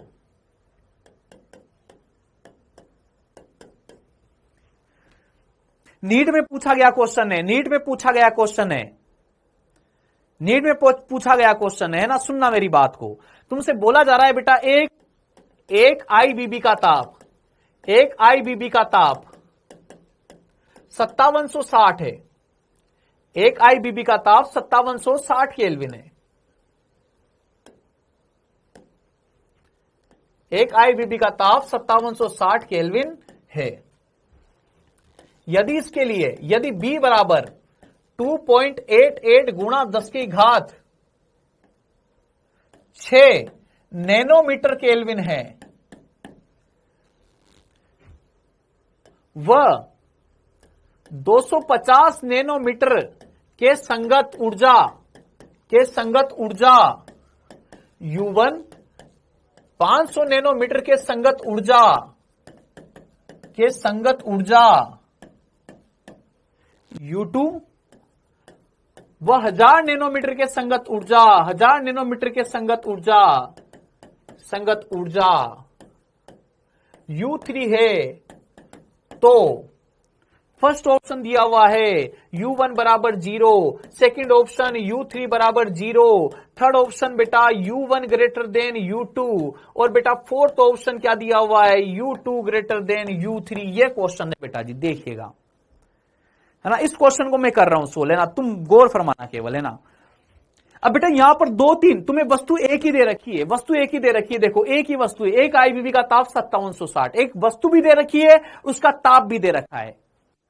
अब बेटा मैंने बोला कि वस्तु में से तो बहुत सारी विकिरण निकलती है, 250 नैनोमीटर भी निकल रही होगी, 500 नैनोमीटर भी निकल रही होगी, 1000 नैनोमीटर भी निकल रही होगी, लेकिन सबसे ज्यादा ऊर्जा किससे मिलती है अपन को? लैम्डा मैक्सिमम से। सबसे ज्यादा उसमें किसके थ्रू बाहर आती है? लैम्डा मैक्सिमम वाली के थ्रू बाहर आती है। तो बेटा इस क्वेश्चन में लैम्डा मैक्सिमम पता करना है। बेटा यहां से अगर मैं लैम्डा मैक्सिमम पता करता हूं, क्वेश्चन को सोल्व करने का तरीका देखना, बहुत से बेटा लैम्डा मैक्सिमम समझ लेते हैं कि ये लैम्डा मैक्सिमम है, ये लैम्डा मैक्सिमम है, ये लैम्डा मैक्सिमम है, टी कैलकुलेट करते रहते हैं। नहीं बेटा ये लैम्डा मैक्सिमम नहीं है, ये तो अलग अलग तरंग ढेर दे, 250, 500, 1000, इन तीनों में से मुझे छांटना है कि अधिकतम वाली कौन सी है, अधिकतम लैम्डा मैक्सिमम कौन सा है, 250 है, 500 है, 1000 है, कौन सा वाला लैम्डा मैक्सिमम है? जो वाला लैम्डा मैक्सिमम रहा होगा वो वाली ऊर्जा क्या रहेगी? सबसे ज्यादा रहेगी। तापमान तो दे रखा है वस्तु का, बी दे रखा है वस्तु का, तो देखो ना बेटा यहां से लैम्डा मैक्सिमम बराबर कितना आ जाएगा? लैम्डा मैक्सिमम बराबर क्या? बी बाई टी आ जाएगा क्या? बी क्या 2.88 गुणा 10 की घात 6 नैनोमीटर केल्विन हो जाएगा क्या? और तापमान की जगह बेटा क्या मैं 5760 लिख दूं क्या? 5760 बेटा इसको उड़ाऊंगा यहां पर और आ जाएगा बेटा 2 जीरो। इससे बेटा 288 से इसको निपटा दूंगा कितने टाइम बेटा? 20 टाइम्स। कितना आएगा बेटा? 10 की घात 6 अपॉन 2 गुणा 10 की घात 3। बेटा यहां से और निपटाऊंगा तो 10 की घात 3 डिवाइडेड बाय कितना आ जाएगा? 2। इसका मतलब कितना आ जाएगा बेटा? 500 नैनोमीटर आ जाएगा। 500 नैनोमीटर, देखो बेटा ये पहले से नैनोमीटर में लिखा हुआ था। कितना आ जाएगा? 500 नैनोमीटर। और बेटा 500 नैनोमीटर आ जाएगा तो 500 नैनोमीटर मतलब U2, 500 नैनोमीटर मतलब U2 क्या होगा? मैक्सिमम होगा। बेटा ये 500 नैनोमीटर लैम्डा मैक्सिमम है। अगर बेटा ये लैम्डा मैक्सिमम है तो इसका मतलब बेटा U2 क्या होगा? मैक्सिमम होगा। U2 बराबर क्या होगा? मैक्सिमम। लेकिन बेटा जीरो तो कोई सा भी नहीं होगा, जीरो तो कोई सा भी नहीं होगा, इसलिए पहले दोनों ऑप्शन भी गलत है। जीरो तो कोई सा भी नहीं होता। सारी तरंग दैर्ध्य कुछ ना कुछ अमाउंट में बाहर आती है। बोला था दस कृष्णिका के लिए सारी तरंग दैर्ध्य को अवशोषित करती है, तो सारी तरंग दैर्ध्य को उत्सर्जित भी करेगी, तो जीरो तो कोई सा भी नहीं होगा। U1 U3 में से कौन ज्यादा होगा यह भी नहीं बता सकते अपन, केवल क्या बता सकते हैं कि अधिकतम कौन सा होगा? U2 अधिकतम होगा। तो U2 अधिकतम के हिसाब से ऑप्शन छाट के टिक कर देंगे। फोर्थ ऑप्शन हो जाएगा क्या बेटा जी? बोलिए।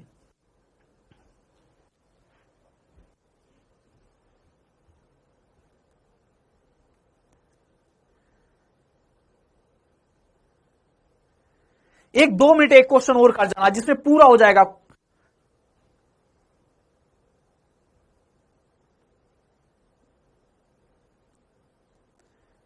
बेटा मैंने बोला वस्तु के लिए 3 तरंग दैर्ध्य दी हुई थी। 250 से मिलने वाली ऊर्जा U1, 500 से मिलने वाली ऊर्जा U2, 1000 से मिलने वाली ऊर्जा U3।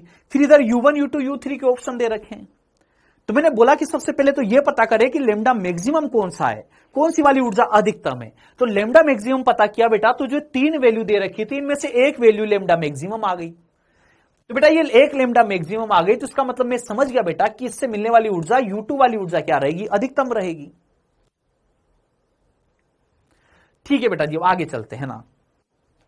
अब एक बेटा इसमें से जो एक टाइप का क्वेश्चन जो बचा हुआ है बेटा, लास्ट टाइप का जो बचा हुआ है वो बेटा ग्राफ से रिलेटेड है, ग्राफ से रिलेटेड। हाँ बेटा लास्ट ही क्वेश्चन है, लास्ट क्वेश्चन। डायरेक्ट क्वेश्चन नहीं लिखा रहा हूं, डायरेक्ट ग्राफ ही बना रहा हूं, है ना, ग्राफ ही बनवा रहा हूं डायरेक्ट। तो बेटा मान लीजिए अगर मैं ग्राफ बना रहा हूं, ये बेटा कौन से तापमान पे ग्राफ बनाया मैंने, T1 तापमान पे। कौन से तापमान पे बनाया बेटा, T1 तापमान पे, या फिर ये बोल दीजिए कौन से पे बनाया बेटा, T2 तापमान पे। अब मैं तापमान को कम कर रहा हूं बेटा, तापमान को कम कर रहा हूं, तापमान को कम कर रहा हूं। 2 से कितना कर रहा हूं, तापमान को 1 कर रहा हूं, कम कर रहा हूं। 2 से 1 कर रहा हूं, T2 से T1 कर रहा हूं। T2 से T1 का मतलब तापमान क्या कर रहा हूं बेटा, कम कर रहा हूं, है ना। तो बेटा अगर मैं तापमान कम करूंगा तो बेटा देखना ये वाला पॉइंट क्या होता था, लेमडा मैक्सिमम होता था क्या, लेमडा मैक्स 1। ये वाला पॉइंट बेटा ई लेमडा मैक्स 1 होता था क्या, ई लेमडा मैक्स 1। 2 लिखो इनको बेटा सबको, 2 T2 टेम्परेचर है। अब बेटा मैं तापमान को कम कर रहा हूं। अच्छा बेटा अगर मैं हाँ बस बेटा 1 मिनट, अगर मैं तापमान को कम कर रहा हूं बेटा, तापमान को कम करेंगे तो लेमडा मैक्सिमम, देखो लेमडा मैक्सिमम क्या है, इनवर्सली प्रोपोर्शनल टू टी होता था क्या। अगर बेटा मैंने तापमान कम किया तो बेटा ये लेमडा मैक्सिमम क्या हो जाएगा, बढ़ जाएगा। मतलब जो ये पीक पॉइंट जहां रहा था बेटा उससे किधर शिफ्ट हो जाएगा, राइट में। पीक पॉइंट और राइट में शिफ्ट होगा, लेमडा मैक्सिमम की वैल्यू बढ़ जाएगी, पहले इतनी है और ज्यादा बढ़ जाएगी, राइट में शिफ्ट हो जाएगा। अच्छा बेटा E lambda maximum directly proportional to T की घात 5। तापमान को घटा रहे हो तो बेटा ये भी क्या होगा, घटेगा। पीक पॉइंट की हाइट क्या हो जाएगी, घट जाएगी। तो बेटा जो ग्राफ बनेगा,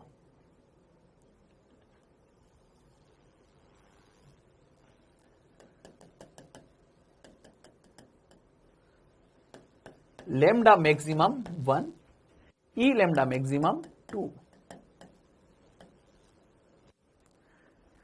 बेटा याद रखना जो मैं 2 बातें बोल रहा हूं, जैसे बेटा तुम तापमान कम करते हो ना, तापमान कम करते हो तो कम तापमान वाले ग्राफ की हाइट भी क्या होती है, कम होती है। कम तापमान वाले ग्राफ की हाइट भी क्या हो जाएगी, कम हो जाएगी। मतलब पीक पॉइंट किधर शिफ्ट हो जाएगा, नीचे। और बेटा लेमडा मैक्सिमम बढ़ने की वजह से किधर शिफ्ट होगा, राइट में शिफ्ट होगा। जब बेटा तुम तापमान कम करोगे तो पीक पॉइंट नीचे भी शिफ्ट होगा और साथ के साथ राइट में भी शिफ्ट होगा। याद रहेगी बात, तापमान कम करोगे तो पीक पॉइंट नीचे भी शिफ्ट होगा और राइट में भी शिफ्ट होगा। नीचे क्यों शिफ्ट होगा बेटा, क्योंकि ई लेमडा मैक्सिमम टी की घात 5 के डायरेक्ट समानुपाती है। तो मैं तापमान कम करूंगा तो हाइट भी क्या होगी, कम होगी। ई लेमडा मैक्सिमम मतलब ग्राफ की हाइट, वो क्या होगी, कम होगी तापमान घटाते।